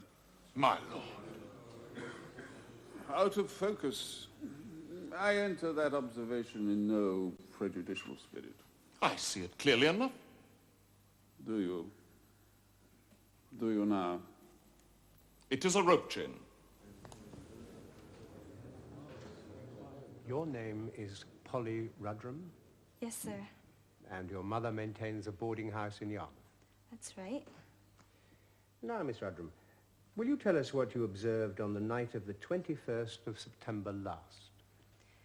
Well, it was the Friday night, like you say, and I was up in my room reading. I went over to the window to get the last of the light, and then I heard voices from just in front of the house. I looked out my window, and I could just see Mrs. Bennett, though she called herself Mrs. Hood when she stayed with us. Never mind that now. Go on. A man's voice, though I couldn't see him. I heard him say, "You understand, don't you? I am placed in an awkward position just now." And those were his exact words? Yes, sir. Did you hear anything further? The sound of a kiss. Distinctly? Oh, very. Thank you, Miss Redden. Mr. Marshall Hall. Thank you, my lord. Miss Rudrum, I must compliment you on the clear, concise way in which you have given your evidence. Thank you, sir. And I can tell that there is no possible way in which you could be mistaken about any of these events. No, sir, I remember it like it was yesterday. Friday, the 21st of September. Friday the 21st. I am so grateful for that. For you see, gentlemen, that what I hold in my hand is the ledger from the Royal Arsenal at Woolwich, proving that my client, on the night in question, Friday the 21st of September, was at work in that factory. Miss Rudrum? Someone kissed her. Quite so, but it cannot have been my client.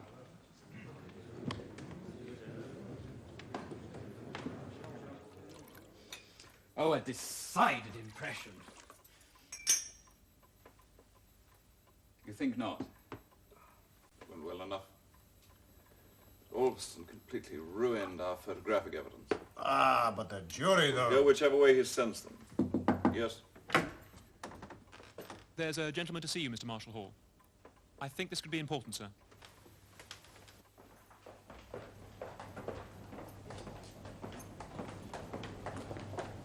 Full.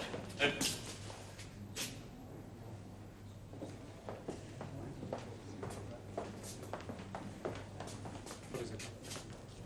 You're not ill, are you?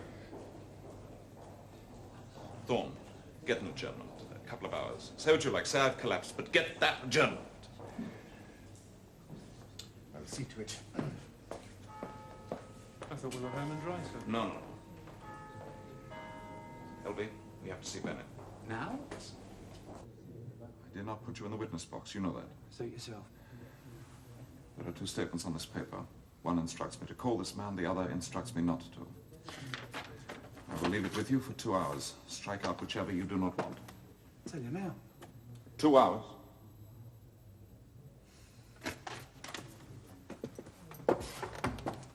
Marshall.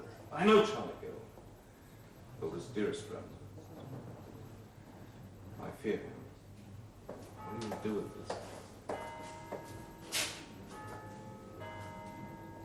Time's up. So be it. Come clean with me now, at the last. You were in Yarmouth on the night of the murder. Admit to that. Admit to everything but to the murder of your wife, and perhaps I can save you.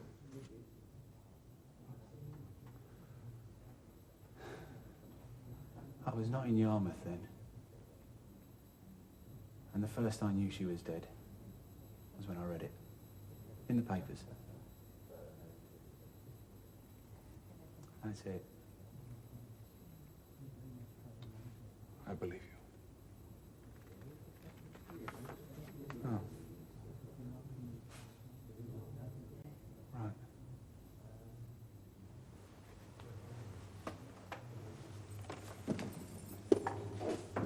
My lord, I do apologize for requesting that adjournment, and I am most grateful to your lordship for granting it.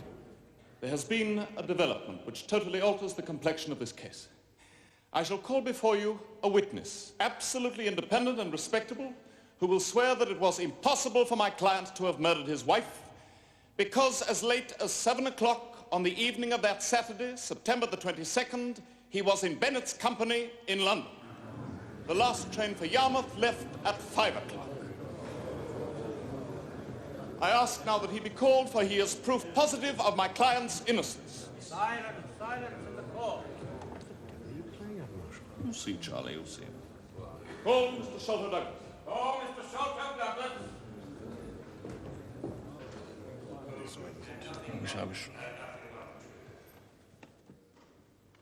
Mr. Shelter Douglas, would you be so kind as to tell this court what happened to you on the evening of September the 22nd last? With pleasure, sir. On that evening, I was taking a long walk near Bexley. At about 5:15 p.m., I met a man wearing a grey suit and a bowler hat. I got into conversation with him. He told me that he was employed as a draftsman at Woolwich. I prefer my walks to be taken in solitude, but this man persisted in his conversation, so I had little choice in the matter. He suggested that we went into a public house for some refreshment. I demurred, but he insisted. As we came out of the inn, he pointed to a signboard over a barber shop. By the way, he said, a namesake of mine lives there. The name on the signboard is F.K. Bennett. Proceed, Mr. Sholto Douglas. The rest of the walk was uneventful enough. We parted, and the next time I saw that gentleman's face was when I saw his photograph in the newspaper. Thank you. On the evening of September the 22nd, then, the very night that Mrs. Bennett was done to death in Yarmouth, you swear before Almighty God that you were in the company of her husband, the prisoner in the dock. As God is my judge, I swear it. Thank you, Mr. Douglas. Mr. Gill. Well, here's drama indeed. Worthy of the last act of a melodrama at the Lyceum. And I would suggest, with as much verisimilitude. I have told the truth, sir. Have you, Mr. Douglas? Well, now, I must cast no aspersions on your honor. Mr. Douglas, which newspapers do you read? I have little time for that. Come now, you just said that you recognized your walking companion from his photograph in a newspaper. Time must have been found. I might occasionally glance at one or other. Yes, you might indeed. And is it not true that there is not one element of your story that could not have been gleaned from any one of the newspapers published in the last 6 months? I do not know that. Then you are singular in your ignorance. There is not a man here present who could not have known the facts that you have so dramatically delivered to us with as much gleaning from the public prints. Would you agree with that? I really cannot say. Straight yes or no, if you please. Yes, I suppose so. Thank you. Surely you would admit that it is strange that you've waited so long before bringing your evidence before us? It was most reprehensible. That is not what I suggest. You are the best judge of your own morality. What I suggest is that the delay is remarkable. What? All this time going by? The case rehearsed again and again in the press? A remarkable silence. Quite remarkable. You told us, did you not, that on the evening of this eventful perambulation, you and the prisoner at the bar called in at a public house. We did. Naturally. And is it not also remarkable, I muse, that counsel for the defence have not brought one, even one witness from that hostelry to vouch for your presence? Did no one see you there? The place was very crowded. And then there must be crowds of witnesses. Will my learned friend be calling one or more of them? Evidently not. There is, of course, one man who could be standing before us vouching for the accuracy of your memory. Shall my learned friend be giving us an opportunity of hearing him? Again, the answer to my question is in the negative. Mr. Douglas, I do not doubt your worthiness, your concern for the prisoner's life. There'll be many who share your sympathy, but I must point out to you that what you have told us could have been told by thousands upon thousands with as little corroboration. What we have heard is merely a sympathetic tale. I have told the truth, sir. Thank you, Mr. Douglas. Marshall Hall. No, I have no further questions, my lord. You may stand down, Mr. Douglas.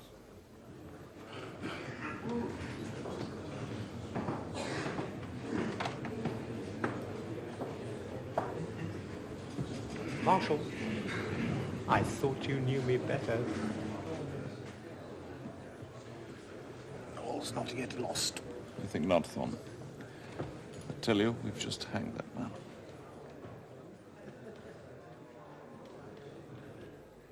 Gentlemen of the jury, this has been a long case, an exhausting case, for you, for all here present.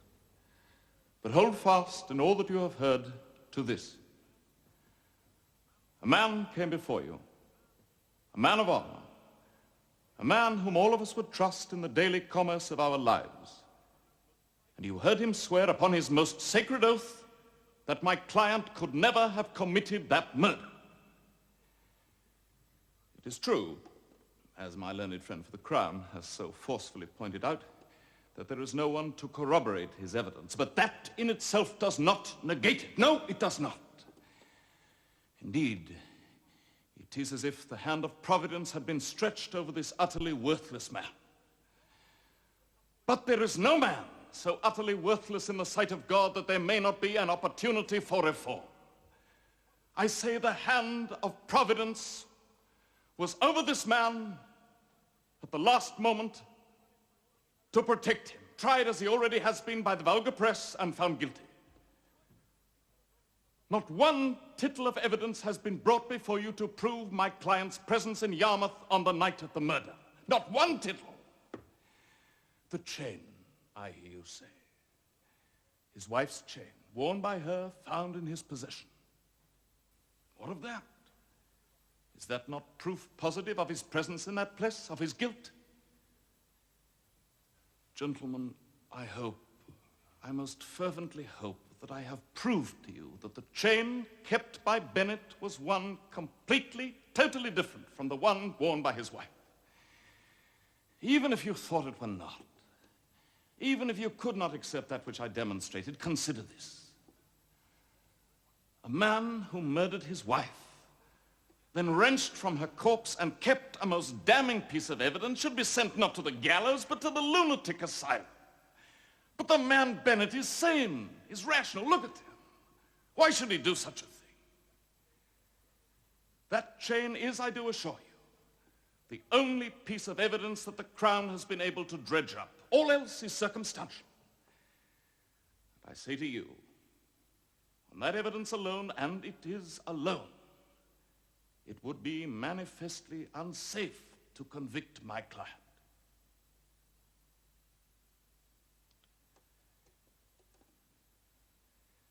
I have done this case very imperfectly. But the physical strain of doing a case in the atmosphere of this court is very great. I have complained before that the atmosphere of this building is a scandal, and I say the same today.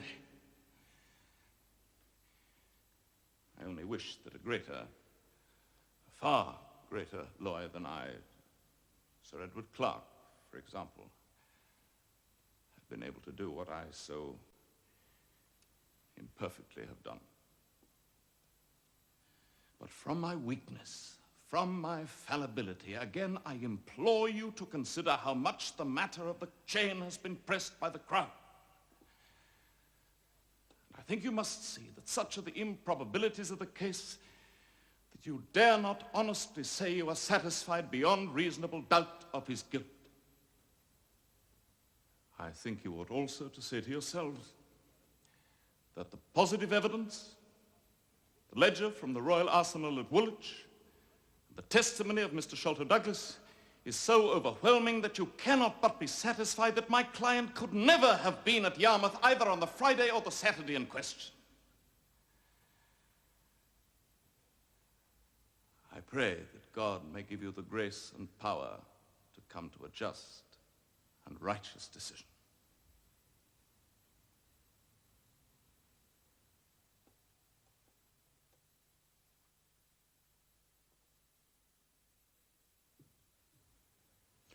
Gentlemen, let us rehearse the facts of this case.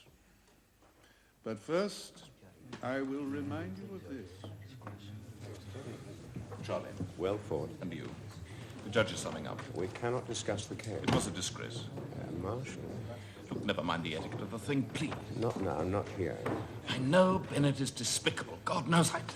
Never in my life have I found worse. He is the lowest of the low, but he is innocent. No. Innocent of this crime. Nothing I may do or say. Have you no doubt? None. please God, the jury finds right and he hangs. I will not desist! You strain friendship to destruction.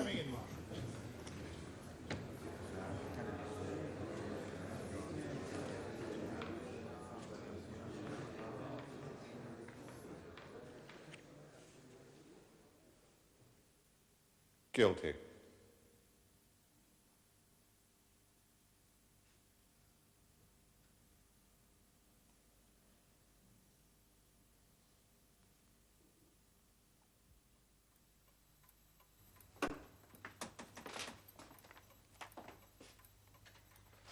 From the Home Secretary.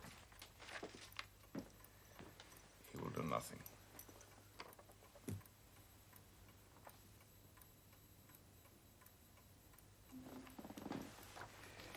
He says you fought a good fight.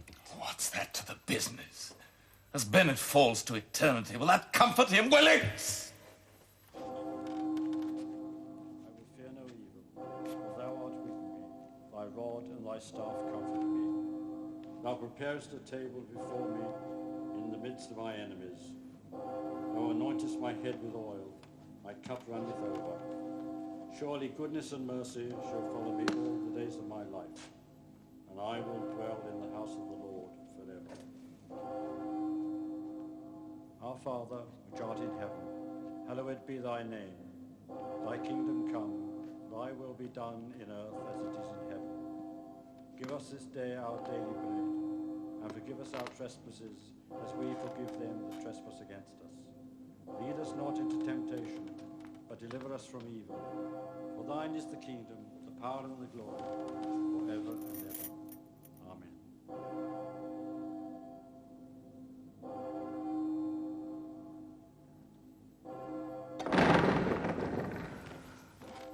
He is innocent. Innocent!